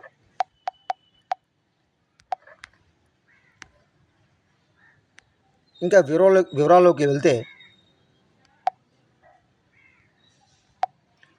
ఈ టాక్సిన్ ఉత్పత్తి చేసే జన్యువును, ఏ టాక్సిన్ని, బ్యాసిలస్ తురంజనెన్సిస్ అనే బ్యాక్టీరియా ఉత్పత్తి చేసే టాక్సిన్, ఆ టాక్సిన్ ఉత్పత్తి చేసే జన్యువును జెనెటిక్ ఇంజనీరింగ్ పద్ధతుల ద్వారా వేరు చేసి పంట మొక్కల కణాల్లోకి బదిలీ చేసి జన్యు మార్పిడి పంటలను రూపొందిస్తున్నారు. ఈ జన్యు మార్పిడి మొక్కలు తమకు తామే స్వయంగా పురుగుల నుండి రక్షించుకుంటాయండి.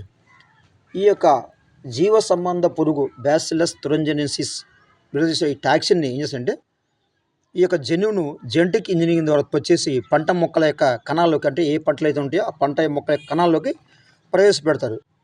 వీటిని మనం జన్యు మార్పిడి మొక్కలు అంటాము. వీటిని ఏం చేస్తుంటే పొలంలో నాటుతుంటారు. నాటితే ఏముందంటే వీటిని తమను తాము రక్షించుకుంటాయి. ఉదాహరణ చూడండి, ఈ పత్తి, బీటీ పత్తి అండి.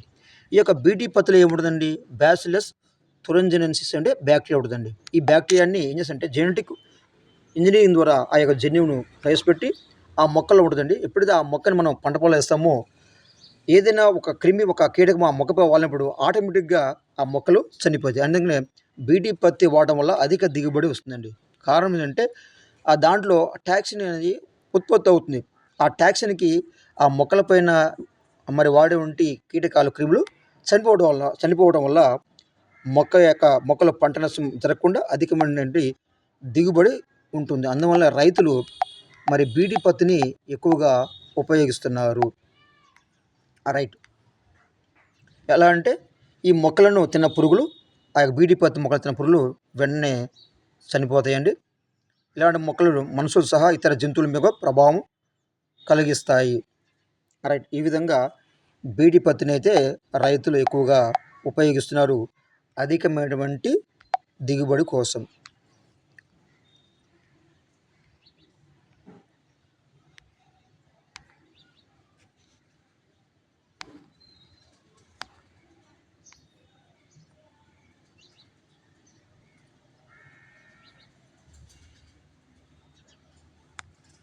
నెక్స్ట్ సూక్ష్మజీవుల మరొక ఉపయోగం అయితే చూద్దామండి. మరొక ఉపయోగం.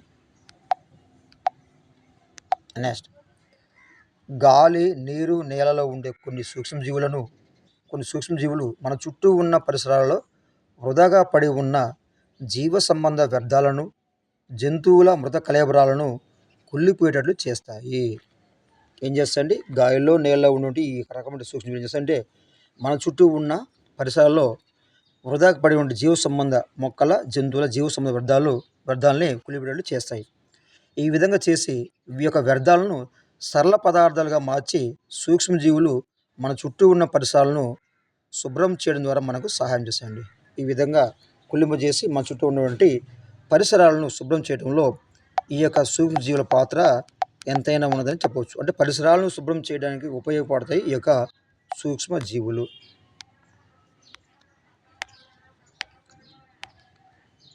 నెక్స్ట్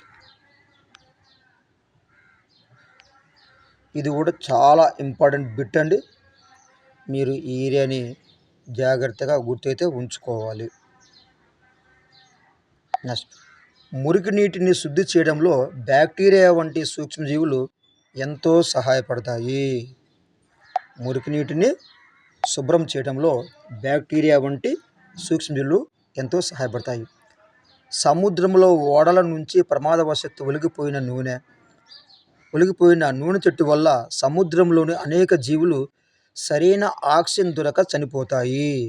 చూడండి, కొన్నిసార్లు సముద్రంలో ప్రమాదం జరగడం వల్ల ఏముందంటే ఆ యొక్క ఓడల నుండి ప్రమాదవశాత్తు ఒలిగిపోయిన ఆ నూనె ఏంటంటే ఆ యొక్క సముద్రంలో పడి పైన సముద్రం పైన మరి తెట్టులాగా ఆ యొక్క సముద్రం ఉండి ఆ సముద్రం లోపల ఉన్నటువంటి ఆ జీవులకు సరైన ఆక్సిజన్ అందక అవి చనిపోయే ప్రమాదం ఉంది. కాబట్టి అలాంటి పరిస్థితుల్లో నూనెను తినే బ్యాక్టీరియాలు ప్రవేశపెట్టడం ద్వారా అలాంటి పరిస్థితుల్లో ఆ సముద్రంలో నూనెను తినే బ్యాక్టీరియా ద్వారా ప్రవేశపెట్టడం ద్వారా నూనె చెట్టు జలచరాలకు ప్రమాదం కాకుండా నియంత్రిస్తాయి. అక్కడేమో పరిసరాలు శుభ్రం చేస్తాయి ఈ యొక్క సూక్ష్మజీవులు. ఇక్కడేమో ఆ యొక్క నూనె తినే బ్యాక్టీరియాలు పెంచడం వల్ల ఈ యొక్క జలచరాలకు ప్రమాదం కలగకుండా చూస్తుంటాయి ఈ యొక్క మురికి నీటి శుభ్రం చేసేటువంటి ఈ యొక్క బ్యాక్టీరియాలు. ఇది కూడా గుర్తుంచుకోవాల్సిన అవసరం అయితే ఉంది. నెక్స్ట్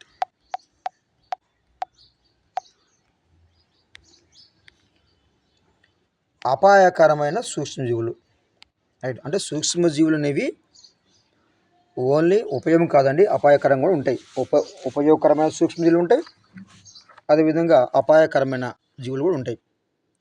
మానవాళికి హాని కలిగించే సూక్ష్మజీవుల గురించి తెలుసుకుందాం.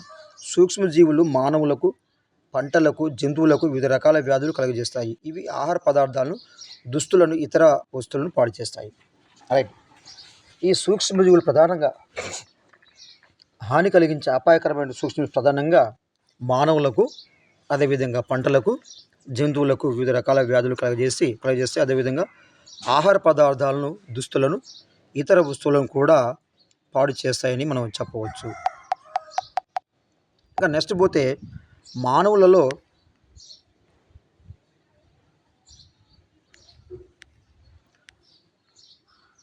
వ్యాధులు కలిగించేటువంటి సూక్ష్మజీవుల గురించి మనము తెలుసుకుందాం.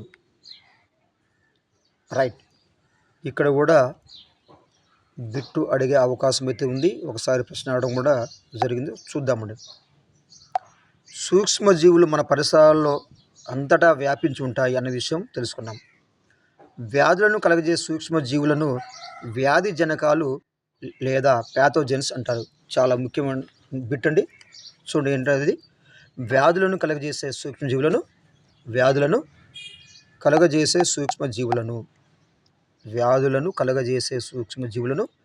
వ్యాధి జనకాలు లేదా ప్యాథోజెన్స్ అంటారు.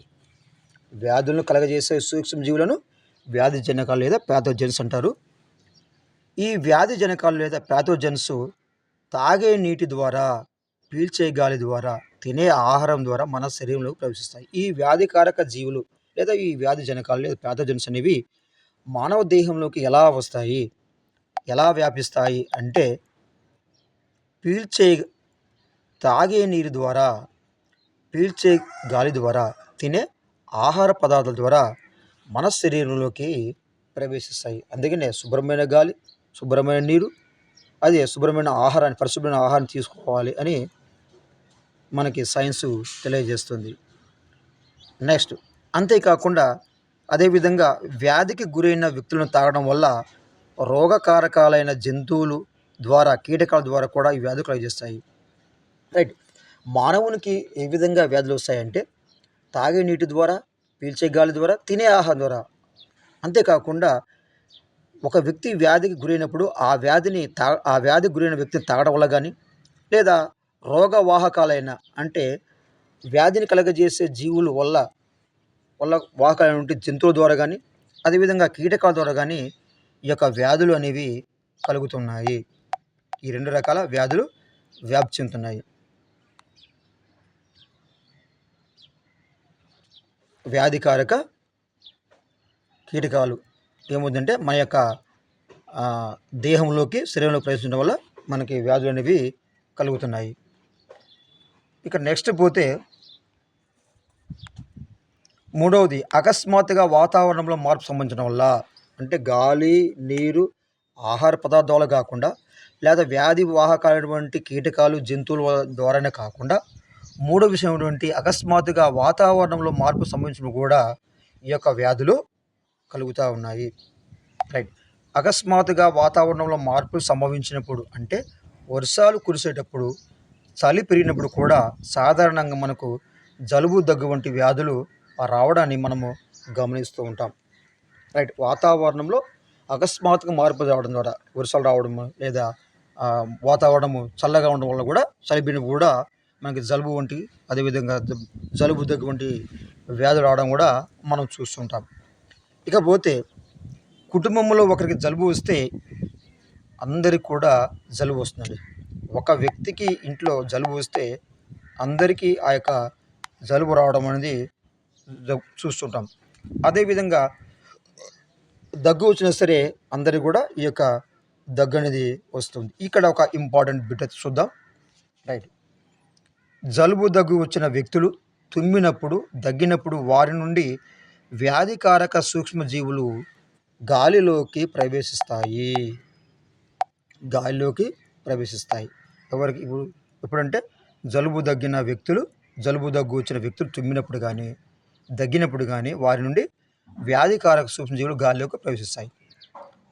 తద్వారా అవి ఆరోగ్యవంతులను చేరి వారికి కూడా జలుబు వచ్చేలా చేస్తాయి. ఈ విధంగా ఒకరి నుండి ఒకరికి సంక్రమించే వ్యాధులను అంటువ్యాధులు అంటారు. రైట్. ఇక వ్యాధులు అనేవి అపరిశుభ్రమైన గాలి, నీరు, ఆహారం ద్వారా వస్తుంది. అదేవిధంగా వ్యాధికారక కీటకాల ద్వారా వస్తుంది. అదేవిధంగా వాతావరణంలో అకస్మాత్తుగా మార్పులు వచ్చినప్పుడు ఆ వ్యాధులు వస్తాయి. వర్షాలు రావడం, అదేవిధంగా చలి వేయడం ద్వారా. అదేవిధంగా జలుబు దగ్గు తుమ్మినప్పుడు కూడా వ్యాధులు అంటే డైరెక్ట్గా ఒక వ్యక్తి నుండి మరొక వ్యక్తి కూడా వ్యాధులు అనేవి వస్తుంటాయి. రైట్. ఇక్కడ ఒక బిట్ అయితే మనం చూద్దాం. రైట్. ఒకరి నుండి ఒకరికి సంక్రమించే వ్యాధులు అంటే అనారోగ్యం కలిగిన వ్యక్తి నుండి ఆరోగ్యం కలిగిన వ్యక్తికి ద్వారా వచ్చే వ్యాధులు మనం అంటే అంటు వ్యాధులు అంటాము. అంటే ఒక వ్యక్తి నుండి ఒక వ్యక్తికి ఈ యొక్క వ్యాధులు వస్తాయి. ఈ అంటు వ్యాధులు మనం ఏం చెప్పచ్చు అండి, జలుబు దగ్గును కూడా మనం ఈ యొక్క పాటలో మనం చెప్పవచ్చు. నెక్స్ట్,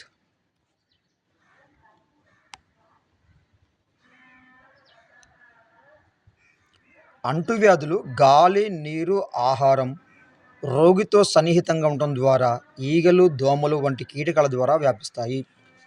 ఈ యొక్క అంటువ్యాధులు అసలు ఎలా వస్తాయి? ఈ యొక్క అంటువ్యాధులని ఎలా వస్తాయో చూద్దాం. ఎలా వస్తాయి ఈ యొక్క అంటువ్యాధులు? గాలి, నీరు, ఆహారం, రోగితో సన్నిహితంగా ఉండడం, ఈగలు, దోమలు వంటి కీటకాల ద్వారా వ్యాపిస్తాయి ఈ యొక్క అంటువ్యాధులు. రైట్.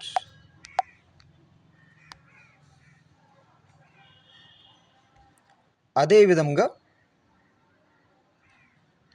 జలుబు, కండ్ల కలక, మశూచి, స్వైన్ ఫ్లూ, క్షయ, చికెన్ గునియా, టైఫాయిడ్, చికెన్ పాక్స్ మొదలైనవన్నీ కూడా అంటువ్యాధులే. అంటువ్యాధులు ఏంటి అంటే ఒక వ్యక్తి నుండి అనారోగ్యం కలిగిన వ్యక్తి నుండి మరొక ఆరోగ్యం కలిగిన వ్యక్తికి వస్తుంటాయి. అలానే గాలి, నీరు, ఆహారం, రోగితో సన్నిహితంగా ఉండడం, ఈగలు, దోమలు వంటి కీటకాల ద్వారా కూడా ఈ యొక్క అంటువ్యాధులు వస్తాయి. ఈ యొక్క అంటువ్యాధులకి ఉదాహరణ ఏంటంటే జలుబు, కండ్ల కలక, మశూచి, స్వైన్ ఫ్లూ, క్షయ, చికెన్ గున్యా, టైఫాయిడ్, చికెన్ పాక్స్ మొదలైనవన్నీ కూడా ఈ యొక్క అంటువ్యాధులు చెప్పవచ్చు. అంటువ్యాధులు అంటే ఏమిటి? అంటువ్యాధులకు ఈ యొక్క ఉదాహరణ కూడా మనము గుర్తు ఉంచుకోవాల్సిన అవసరం ఉన్నది. నెక్స్ట్,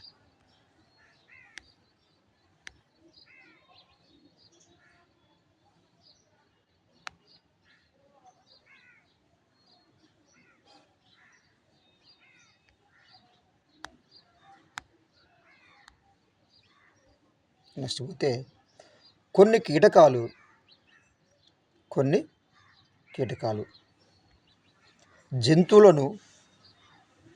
జంతువులు వ్యాధులను కలిగించే సూక్ష్మజీవులను కలిగి ఉండి వీటి ద్వారా ఇతర జీవులకు వ్యాధులను వ్యాపింపజేస్తాయి. కొన్ని రకాల కీటకాలు, అదేవిధంగా జంతువులండి. కొన్ని రకాల కీటకాలు, జంతువులు వ్యాధులను కలిగించే సూక్ష్మజీవులను కలిగి ఉండి వీటి ద్వారా ఇతర జీవులకు వ్యాధులను వ్యాపింపజేస్తాయి. ఈ విధంగా వ్యాధులను చేసే వీటిని మనం అంటే వాహకాలు అంటాము. ఇది కూడా చాలా ఇంపార్టెంట్. వాహకాలు అంటే ఏంటంటే వ్యాధులను కలిగించే సూక్ష్మజీవులు కలిగించే సూక్ష్మజీవులను వాహకాలు అంటాము. అంటే ఇవి అంటే వ్యాధులను కలిగించిన ఒక యొక్క సూక్ష్మజీవులు వాటి యొక్క దేహంలో, వాటి శరీర భాగాల్లో ఉంటాయి. తద్వారా వాటి ద్వారా వ్యాధులను ఇతర జీవులకు కలిగిస్తాయి. నెక్స్ట్, కొన్ని కీటకాలు, జంతువులు వ్యాధులను కలిగించే సూక్ష్మజీవులు కలిగి ఉండి వీటి ద్వారా ఇతర జీవులకు వ్యాధులను వ్యాపింపచేస్తాయి. వీటిని మనం అంటే వాహకాలు అంటాం. ఈ వాహకాలకు ఉదాహరణ ప్లాస్మోడియం. రైట్, చూడు ఇక్కడ ప్లాస్మోడియం. Right, plasmodium. రైట్, ఈ యొక్క ప్లాస్మోడియం అనే పరాన్నజీవి ప్రోటోజోవా వర్గానికి చెందినటువంటి జీవి అండి. ప్రోటోజోవా వర్గానికి చెందిన జీవి ప్లాస్మోడియం జీవి. ప్లాస్మోడియం అనే సూక్ష్మజీవి మలేరియాను కలగజేస్తుంది. ప్లాస్మోడియంలో 4 రకాలు ఉంటాయండి. దీంట్లో ప్లాస్మోడియం మలేరియా అనేటువంటి ఒక సూక్ష్మజీవి ఉందండి. ఈ ప్లాస్మోడియం అనే సూక్ష్మజీవి మలేరియాను కలగజేస్తుంది. ఇది ఎలా అంటే ఆడ ఎనాఫిలిస్ దోమ ఒక వ్యక్తి నుండి మరొక వ్యక్తికి మలేరియా వ్యాధి కారక క్రిములను వ్యాపింపజేస్తుంది. ఈ యొక్క మలేరియా వ్యాధి ఎలా వస్తుంది అంటే ఆడ ఎనాఫిలిస్ దోమ అండి. మగదోమలైతే అవి ఎలాంటి వ్యాధులు కలిగించవు, చాలా బుద్ధిమంతులు. అవి చెట్ల రసాలు మాత్రమే పీలుస్తాయి, ఇంకేం పని చేయవు. కానీ ఈ ఆడ ఎనాఫిలిస్ కానీ ఈ ఆడ క్యూలస్ కానీ మరి వ్యాధులను కలగజేస్తాయి. ఈ ఆడ ఎనాఫిలిస్ దోమ ఒక వ్యక్తి నుండి మరొక వ్యక్తికి ఈ యొక్క మలేరియా వ్యాధి క్రిములను వ్యాపింపజేస్తుంది. ఈ యొక్క ఆడ ఎనాఫిలిస్ దోమ అంటే ఆడ ఎనాఫిలిస్ దోమ వల్ల మలేరియా వ్యాధి వస్తుంది. ఏ జీవి వల్ల అంటే ప్లాస్మోడియం అనే పరాన్నజీవిలో వస్తుంది. ఆడ ఎనాఫిలిస్ దోమ ఇది వాహకంగా పనిచేస్తుంది. నెక్స్ట్, ఆడ ఎనాఫిలిస్ దోమ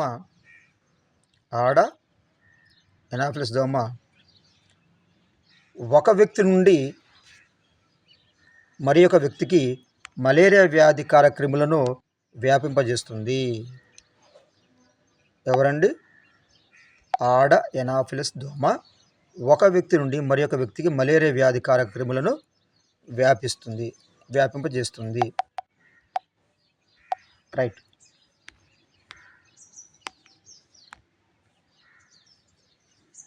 అంటే ఇక్కడ దోమ వాహకంగా పనిచేస్తుంది అన్నమాట. దోమ వాహకంగా పనిచేస్తుంది. అంటే మలేరియా అనేది ప్లాస్మోడియం వల్ల వస్తుంది. ఈ ప్లాస్మోడియం అనేది ఈ యొక్క దోమలో ఉంటుంది కాబట్టి ఈ యొక్క దోమ అనేది మలేరియా వాహకంగా పనిచేస్తుంది. ఈ వాహకాలను నియంత్రించడం ద్వారా ఏ వాహకాలు? ఈ యొక్క ఈగలు ఆడ ఎనాఫిలిస్ దోమను వాహకాన్ని నియంత్రించడం ద్వారా మలేరియా వ్యాధి వ్యాప్తిని అరికట్టవచ్చు. అంటే ఆడ ఎనాఫిలిస్ దోమలు పూర్తిగా నివారించగలిగితే మరి సమాజంలో మలేరియా వ్యాధిని పూర్తిగా నిర్మూలించవచ్చు. రైట్, ఈ మలేరియా వ్యాధిని కలుగజేసి ఈ దోమలు మరి ఏ విధంగా నియంత్రించవచ్చో ఒక్కసారి అయితే మనం చూద్దాం. దోమలు నిల్వ ఉన్న నీటిలో గుడ్లు పెడతాయి. అసలు ఈ దోమలు ఎక్కడ ఉంటాయి అంటే నిల్వ ఉన్నటువంటి నీటిలో గుడ్లు పెడతాయి. అంటే రబ్బర్ టైర్లలో, అదేవిధంగా ప్లాస్టిక్ టబ్బులలో మరి నిల్వ ఉన్నటువంటి ఏ ప్రాంతంలో సరే ఈ యొక్క దోమలు గుడ్లు పెడతాయి. దోమల సంఖ్య వృద్ధి చెందకుండా ఉండాలంటే మన పరిసరాల్లో నీరు నిల్వ ఉండకూడదండి. నీరు అనేవి ఉండకూడదు. అసలు ఎందుకు అంటే ఈ దోమలు అనేవి అనేక రకాల వ్యాధులు కలిగిస్తుంది. ప్రధానంగా మలేరియా వస్తుంది కాబట్టి ఫస్ట్ దోమలు వాహకంగా పనిచేయకుండా దోమలు నిర్మూలించాలి. ఎలా అంటే దోమలు నిల్వ ఉన్న నీటిలో గుడ్లు పెడతాయి కాబట్టి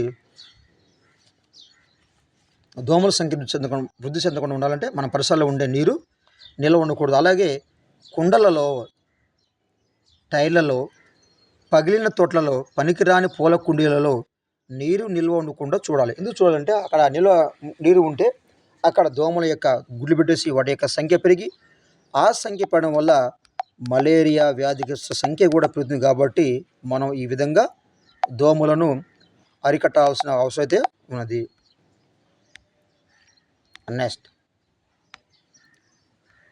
doctor Ronald Ross.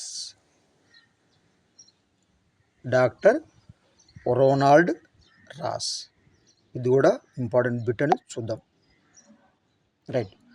Doctor Ronald Ross మలేరియాను కలుగజేసే ప్లాస్మోడియం ఆడ ఎనాఫిలిస్ దోమ ద్వారా వ్యాప్తి చెందుతున్న విషయాన్ని కనుగొన్నాడు. మొట్టమొదటిసారిగా డాక్టర్ రొనాల్డ్ రాస్ మలేరియాను కలుగజేసే ప్లాస్మోడియం, ఇది ప్లాస్మోడియం అనేది ప్రోటోజో వర్గానికి చెందినటువంటి జీవిగా మనము చెప్పవచ్చండి. ప్రోటోజో వర్గానికి చెందిన ఈ ప్లాస్మోడియం వల్ల ఈ యొక్క మలేరియా వ్యాధిని కలుగజేస్తుందని ఈ యొక్క రొనాల్డ్ రాస్ చెప్పాడండి. రైట్. డాక్టర్ రొనాల్డ్ రాస్ మలేరియాను కలుగజేసే ప్లాస్మోడియం ఆడ ఎనాఫిలిస్ దోమ ద్వారా వ్యాప్తి చెందుతున్న విషయాన్ని కనుగొన్నాడు. దీనికి గాను 1902 సంవత్సరంలో ఈయనకి నోబెల్ పురస్కారం లభిస్తుంది. ఇక 2 ఇంపార్టెంట్ బిట్లు చూద్దాం. ఒకటి, మలేరియాను కలుగజేసే ప్లాస్మోడియం ఆడ ఎనాఫిలిస్ ద్వారా వ్యాప్తి చెందుతుందని కనుగొన్నాడు. దీనికి గాను రొనాల్డ్ రాస్కి 1902లో నోబెల్ బహుమతి లభించింది. 2 బిట్లు అయితే మనం గుర్తుంచుకుందాం. నెక్స్ట్, ఈ యొక్క రొనాల్డ్ రాస్ మలేరియాపై ఎక్కడ పరిశోధన చేశాడు, ఏ ప్రాంతం, ఇది కూడా ఒక్కసారి ఎగ్జామ్లో రావడం జరిగింది. చాలా కన్ఫ్యూజ్ అయ్యా, చాలామంది హైదరాబాద్ అన్నారు, కానీ ఇక్కడ మన బుక్లో సికింద్రాబాద్ అని చూడండి ఒకసారి. సికింద్రాబాద్లో రొనాల్డ్ రాస్ ఈ యొక్క పరిశోధనలో ఎక్కడ చేశాడో తెలుసా? సికింద్రాబాద్లో చేశాడు. రొనాల్డ్ రాస్ ఎక్కడ చేశాడు?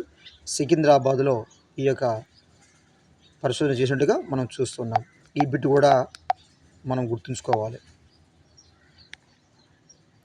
నెక్స్ట్, దోమలు మనల్ని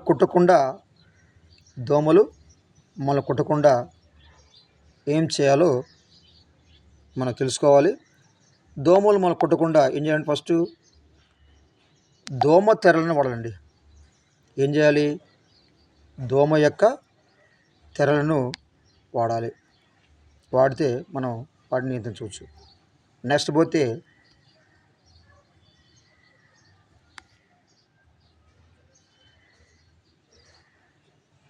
ఈగల ద్వారా కూడా అనేక రకాల వ్యాధులు అయితే సంభవిస్తాయి.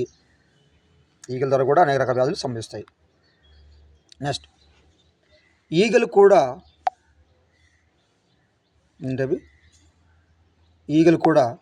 రకరకాల వ్యాధులను కలుగజేసే సూక్ష్మజీవులను తీసుకువెళ్తాయండి. అంటే ఈగలు వాహకాలుగా పనిచేస్తాయి. ఈగలు కూడా రకరకాల వ్యాధులను కలుగజేసే సూక్ష్మజీవులను తీసుకువెళ్తాయి.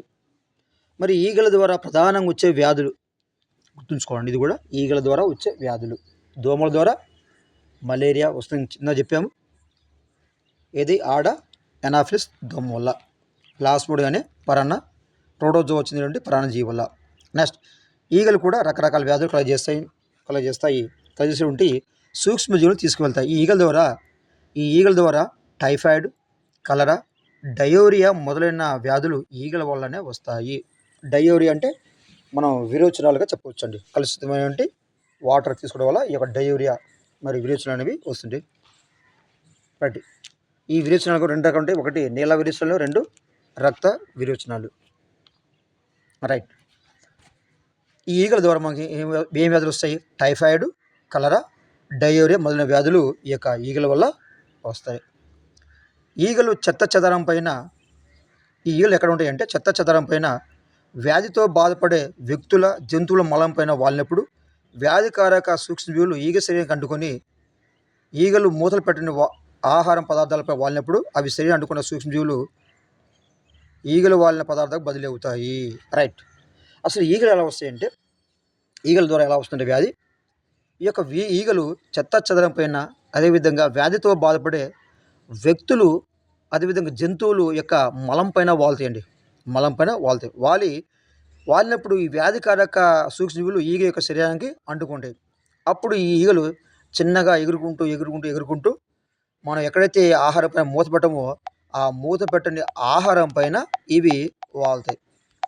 వాలితే ఏమయ్యే లాభం అంటే వాలినప్పుడు వాటి శరీరం పైన లేదా వాటి యొక్క కాళ్ళపైన ఉన్నటువంటి ఆ యొక్క వ్యాధికారక క్రిములు అనేవి మరి ఏమవుతుందంటే ఈగలు వాలిన పదార్థాలకు బదిలీ అవుతాయి. అంటే మనం తీసుకున్న ఆహార పైన బదిలీ అవుతాయి. అటువంటి ఆహార పదార్థాలను మనం తీసుకుంటే ఈ యొక్క వ్యాధులు వచ్చే అవకాశం ఉంది. అందుకే మనము మూతలు పెట్టని ఆహార పదార్థాలను తినకూడదు. మూతలు పెట్టడం అయితే చేయాలి. నెక్స్ట్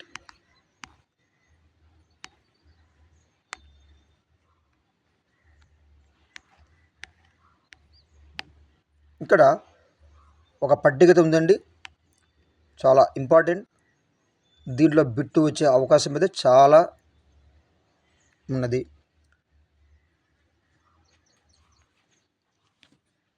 ఈ పట్టికలో కూడా బిట్స్ రావడం అయితే గత డిఎస్సిలో జరిగింది. అవి ఒక్కసారి మనం గుర్తుంచుకుందాం. క్షయ ఇది మొన్న 2024 డిఎస్సిలో మొదటి సెషన్లో బిట్ అడగడం జరిగింది. క్షయ వ్యాధి అనేది బ్యాక్టీరియా ద్వారా వస్తుంది. ఎలా వస్తుందంటే గాలి ద్వారా వ్యాపిస్తుంది. దీన్ని నివారించడానికి వాడేటువంటి పద్ధతులు అంటే బీసీజీ టీకా వాడండి. బీసీజీ టీకా, ఈ బీసీజీ టీకా చిన్నపిల్లలకు ఇస్తుంటారు. బీసీజీ టీకా. నెక్స్ట్, రోగి ఉపయోగించిన సామాగ్రి, టవల్స్, చేతి రుమాలు, గ్లాసులు ఉపయోగించరాదు. క్షయ అనేది బ్యాక్టీరియా వస్తుంది గాలి ద్వారా. దీన్ని నివారించడానికి బీసీజీ టీకాను ఉపయోగిస్తారు. రోగి ఉపయోగించినటువంటి సామాన్లు ఇవి కూడా మనం ఉపయోగించుకుంటూ ఉంటే ఈ వ్యాధి మనం నివారించవచ్చు. ఇక నెక్స్ట్ పోతే మశూచి. నెక్స్ట్ అండి మశూచి.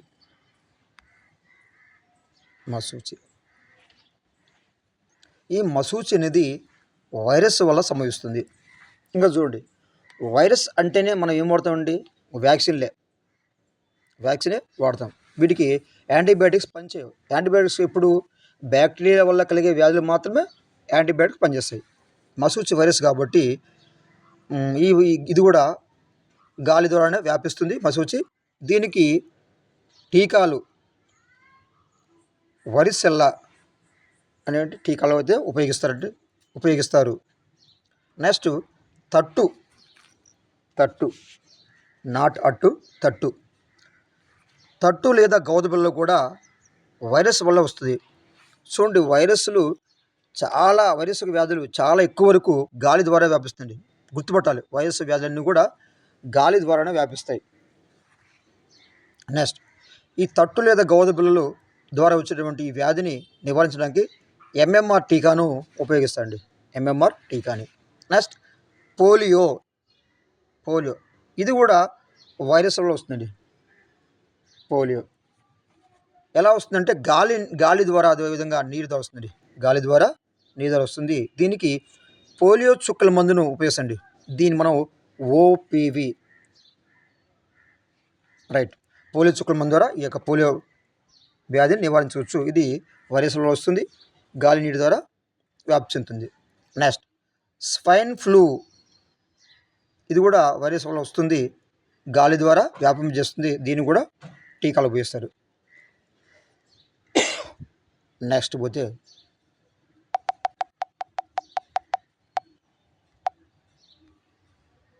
కలరా. నెక్స్ట్ ఏంటంటే కలరా అనే వ్యాధి, ఇలా టైఫాయిడ్. ఈ కలరా టైఫాయిడ్ అనేవి బ్యాక్టీరియా ద్వారా వస్తుందండి. కలరా టైఫాయిడ్ అనేది బ్యాక్టీరియా ద్వారా వస్తుంది. ఎలా వ్యాప్తుందంటే కలుషితమైన నీరు, ఆహారం ద్వారా, ఈగ యొక్క వాహకం ద్వారా ఈ యొక్క కలరా లేదా టైఫాయిడ్ అనే వ్యాధి వస్తుంది. దీన్ని నివారించాలంటే టీకాల మందులు ఏం లేవండి. వ్యక్తిగత పరిశుభ్రత, రక్షిత మంచినీరు, మరిగించిన నీటి వాడాలి. కలరా కానీ టైఫాయిడ్ కానీ వస్తే మనం వాడిన మందులు ఏం లేవు. వ్యక్తిగత పరిశుభ్రత, అది రక్షిత మంచినీటి తాగాలి, మరిగించిన నీటి తాగాలి. ఇది కొంచెం గుర్తుంచుకోవాలి. నెక్స్ట్ మలేరియా లేదా చలి జ్వరం. అంటే మలేరియా వ్యాధికి వచ్చినప్పుడు మనిషికి విపరీతమైన చలి వస్తుంది కాబట్టి ఈ మలేరియాని మనం చలి జ్వరం అనవచ్చు. ఈ మలేరియా లేదా చలి జ్వరం అనేది ప్లాస్మోడియం అనేటువంటి ప్రోటోజో వర్గం చెందినటువంటి ప్లాస్మోడియం అనేటువంటి జీవులు వస్తుంది. దీని వాహకంగా ఆడ ఎనాఫిలిస్ దోమ వస్తుంది. అంటే ఆడ ఎనాఫిలిస్ దోమ ఈ యొక్క జీర్ణాశయంలో అంటే దేహంలో ఈ యొక్క ప్లాస్మోడియం ఉంటుంది. ఇవి క్రమంగా అనేక రకాల క్రియలు జరిగి వాటి యొక్క దోమ యొక్క రక్తంలోకి వస్తుంది. ఎప్పుడైతే ఈ యొక్క ఆడ ఎనాఫిలిస్ దోమ ఆరోగ్యవంతమైన మానవం కొడుతుందో మరి ఈ యొక్క ప్లాస్మోడియం ఆరోగ్యవంతమైన మానవ శరీరంలోకి వెళ్ళి మరలా మలేరియా వ్యాధిని కలుగజేస్తుంది. రైట్. దీన్ని నివారించడానికి దోమ తెరలను వాడాలి, దోమలు పారద్రోలేటువంటి రసాయనాలు వాడాలి, నీరు నిలవకుండా చూడాలి. దోమ తెరలు, దోమలు పారద్రోలే రసాయనాలు, నీరు నిలవకుండా చూడాలి. దీని ద్వారా మనం మలేరియాని అరికట్టవచ్చు. ఇక నెక్స్ట్ అందరూ తెలిసింది డెంగ్యూ అండి. ఈ యొక్క డెంగ్యూ అనేది వైరస్ తో వస్తుంది. ఈ డెంగ్యూ అనేది ఎడిస్ దోమలు వస్తుందండి. ఎడిస్ చూడండి, గుర్తుంచుకోండి. డెంగ్యూ, చికెన్ గున్యా రెండు, ఈ రెండింటిని ఒక పట్టి చూడండి, ఒక పట్టి కనుక్కుందాం. డెంగ్యూ, చికెన్ గున్యా అంటే చికెన్ తింటే చికెన్ గున్యా రాదు, వైరస్ వల్ల వస్తుంది. ఈ యొక్క డెంగ్యూ, చికెన్ గున్యా అనేది వైరస్ వల్ల వస్తుంది. ఈ రెండింటి కారణమైనటువంటి జీవి ఎడిస్ దోమ. ఈ ఎడిస్ దోమ వల్ల డెంగ్యూ, చికెన్ గున్యా వస్తుంది. ఈ రెండు కూడా వైరస్ వ్యాధులే. ఇక నెక్స్ట్ పోతే మెదడు వాపు. రైట్. మెదడు వాపు వ్యాధి. ఈ మెదడు వాపు వ్యాధి కూడా వైరస్ వల్ల కలిగే వ్యాధి. చూడండి ఇక్కడ మలేరియా, ఆడ ఎనాఫిలిస్ గుర్తుంచుకోవాలి. మలేరియా, ఆడ ఎనాఫిలిస్. మెదడు వాపు మాత్రం ఆడ క్యూలెక్స్. మలేరియా వ్యాధి ఏమో ఆడ ఎనాఫిలిస్ ద్వారా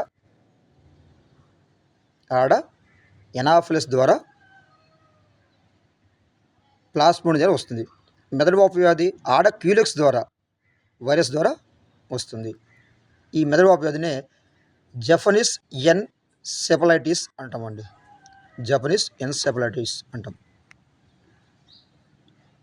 నెక్స్ట్ డిప్తీరియా, కోరింత దగ్గు, ధనుర్వాతం, hepatitis B, haemophilus influenza B అనే ఈ యొక్క వ్యాధులు మరి బ్యాక్టీరియా, వైరస్ వల్ల వస్తున్నాయి. ఇక డిప్తీరియా, కోరింత దగ్గు అనేది ప్రధానంగా బ్యాక్టీరియా వల్ల వస్తుందండి. ఇది కలుషితమైన నీరు ద్వారా వస్తుంది. పెంటావాలెట్ అటువంటి వ్యాక్సిన్ ఉపయోగిస్తారు. నెక్స్ట్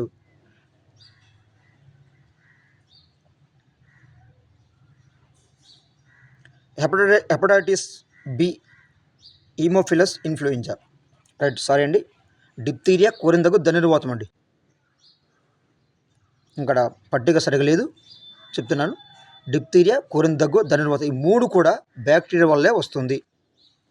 అదేవిధంగా hepatitis B, haemophilus influenza B ఈ వ్యాధులు వైరస్ వల్ల వస్తుంది.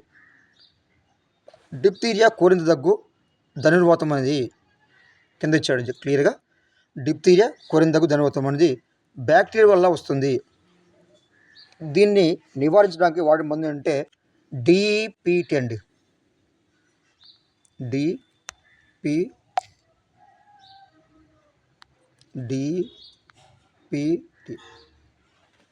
డిపిటి అంటే మందును ఉపయోగిస్తుంది. దీనికి డిప్తీరియా, కోరింత దగ్గు, ధనుర్వాతం ఇవి కూడా చిన్నపిల్లలకి వేసేటువంటి వ్యాక్సిన్ అని చెప్పచ్చు. దీన్ని కూడా చిన్నపిల్లలకి వేసే వ్యాక్సిన్ డిపిటి. అదేవిధంగా ట్రిపుల్ యాంటీజెన్ అండి. డిప్తీరియా, కోరింత దగ్గు, ధనుర్వాతం అనేది బ్యాక్టీరియాలో వస్తుంది, చిన్నపిల్లల్లో వస్తుంది. కలుషితమైన నీరు ద్వారా కానీ లేదా ఆహారం ప్రత్యక్ష ద్వారా వస్తుంది. దీనికి నివారణ డిపిటి, ట్రిపుల్ యాంటీజెన్ ఉపయోగించాలి. ఇది కూడా ఇంపార్టెంట్గా మనం చూసుకోవాలండి, మర్చిపోవద్దు. ఇక నెక్స్ట్ పోతే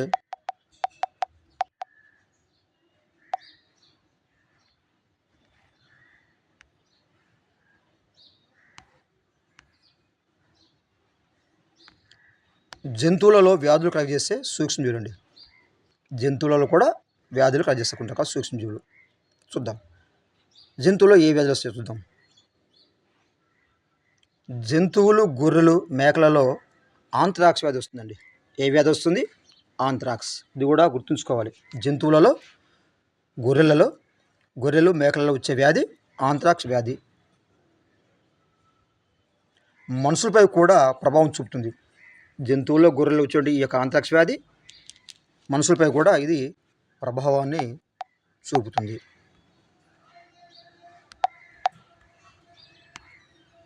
నెక్స్ట్, పాడి పశువుల గిట్టలు, పాదాలకు వచ్చే గాలికుంటు వ్యాధి. పాదాలకు వచ్చేటువంటి గొర్రెలు పశువుల్లో ఆంత్రాక్స్ వస్తుంది. అదేవిధంగా పశువులు గిట్టలు, పాదాలకు వచ్చేటటువంటి గాలికుంటు వ్యాధి. పశువుల గిట్టలకు ఏ వ్యాధి వస్తుంది? గాలికుంటు వ్యాధి వస్తుంది. ఏ కుంటు వ్యాధి? గాలికుంటు వ్యాధి అనేది పశువుల గిట్టలకు వస్తుంది.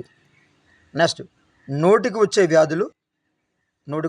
పశువుల్లో నోటికి వచ్చే వ్యాధులు సెప్టిసిమియా వ్యాధి, చేపలు, రొయ్యలలో వచ్చే మొప్పకుల వంటి వ్యాధి కూడా మనం చెప్పవచ్చండి. మొప్పకుల వంటి వ్యాధి, మొప్పకుల వంటి వ్యాధులు. అదేవిధంగా కోళ్ళలో వచ్చే పౌల్ పాక్స్, బర్డ్ ఫ్లూ అండి. పౌల్ పాక్స్, అదేవిధంగా బర్డ్ ఫ్లూ. కుక్కల్లో వచ్చే ర్యాబిస్ మొదలైనవి సూక్ష్మజీవుల వల్లనే కలుగుతాయి అని చెప్పవచ్చు. మళ్ళీ ఒకసారి చూద్దామండి. జంతువులు, గొర్రెలు, మేకలు వచ్చేటువంటి ఈ యొక్క ఆంత్రాక్స్ వ్యాధి మనుషులపై కూడా ప్రభావం చూపుతుంది. మరి పాడి పశువుల గిట్టలు, పాదాలకు వచ్చే గాలికుంటు వ్యాధి, నోటికి వచ్చే వ్యాధులు సెప్టిసిమియా వ్యాధి, చేపల రొయ్యలు వచ్చే మొప్పకుల వ్యాధి వంటి వైరస్ వ్యాధులు.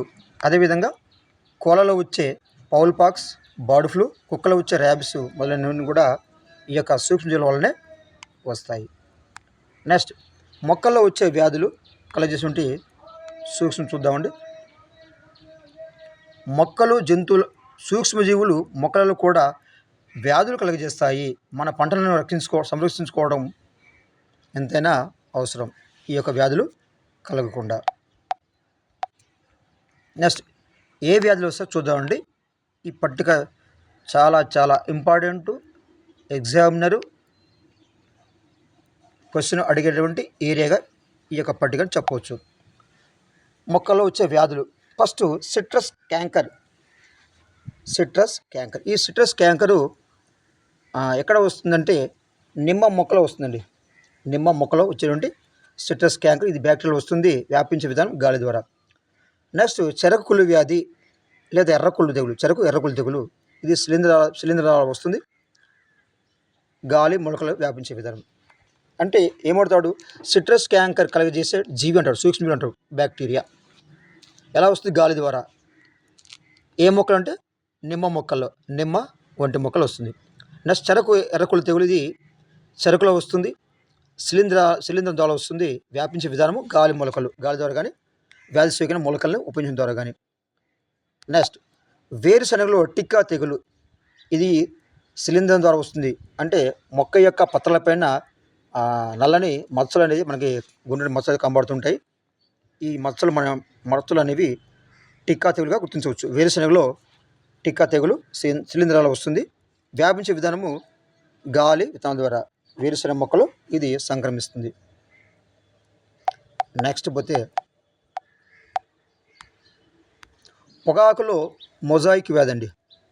ఇది కూడా ఇంపార్టెంట్ బిట్. పొగాకులో మొజాయిక్ వ్యాధి, ఇది వైరస్లో వస్తుంది. వ్యాపించే విధానము కీటకాలు పొగాకు మొక్కలో వస్తుంది. నెక్స్ట్, వరిలో కాటుకు తెగులండి. ఇది శిలీంధ్రం ద్వారా వస్తుంది. అంటే బ్యాక్టీరియా ద్వారా వచ్చే వ్యాధి వేరే ఉంది. కానీ కాటుకు తెగులు అనేది వరి బ్లైట్ అనేది బ్యాక్టీరియా ద్వారా. గుర్తుంచుకోండి, బ్లైట్ బ్యాక్టీరియా అలా అనుసంధానం చేసుకోవాలి. Blight bacteria. వరి బ్లైట్ అనేది బ్యాక్టీరియా ద్వారా వస్తుంది. వరిలో కాటుక తెగులు అనేది శిలీంధ్రం ద్వారా వస్తుంది. వ్యాపించే విధంగా గాలి ద్వారా వస్తుంది. గాలి ద్వారా వ్యాప్తి చెందుతుంది. శిలీంధ్రం ద్వారా వరిలో కాటుకు తెగులైతే వస్తుంది. ఈ యొక్క పట్టికను కూడా ఖచ్చితంగా మనం గుర్తుంచుకోవాలి. దీంట్లో బిట్స్ వచ్చే అవకాశం అయితే చాలా వరకు అయితే ఉంది. ఇది పట్టిక. నెక్స్ట్, ఆహారము విషతుల్యం కావడం. ఆహారం విషతుల్యం కావడం. కలుషిత ఆహారం తిని ఆసుపత్రి పాలైన వారి గురించి మనం వార్తలు చూసే ఉంటాం. పాడైపోయిన ఆహారం తినడం వల్ల అది విషంగా మారి వ్యక్తులు అస్వస్థతకు గురవుతారు. కొన్ని సూక్ష్మజీవులు విష పదార్థాన్ని ఉత్పత్తి చేయడం వల్ల ఆహారం విషపూరితమవుతుంది. మనం తినే ఆహారం మీద సూక్ష్మజీవులు పెరిగినట్లయితే అవి ఆహారాన్ని పాడు చేస్తాయి. పాడైన ఆహారం చెడు వాసన వస్తుంది. రుచి కూడా మారిపోతుంది. ఆహారంలో ఉండే నీరు లేదా తేమ సూక్ష్మజీవులు పడడానికి దోహదం చేస్తాయి. అందువల్ల మనం కలుషితమైన ఆహారాన్ని, నిల్వ ఉన్న ఆహారాన్ని ఎట్టి పరిస్థితులు కూడా మనం తినకూడదు. నెక్స్ట్, ఈ రకమైన ఆహారం తింటే, అంటే కలుషితమైన ఆహారం తింటే ఏముందంటే వాంతులు, విరోచన కలుగుతుంది. ఒక్కోసారి మరణం కూడా సంభవించవచ్చు.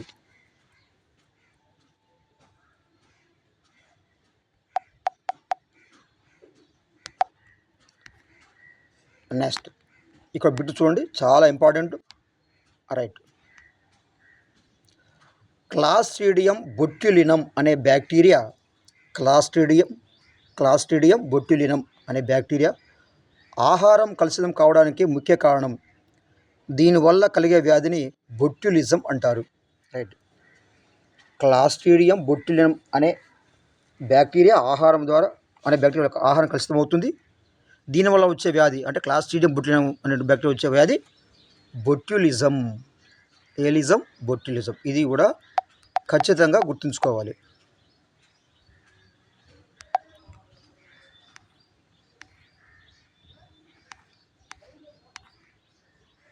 నెక్స్ట్, మిగతా లెసన్ అయితే మనము పార్ట్ 2లో చూద్దాం.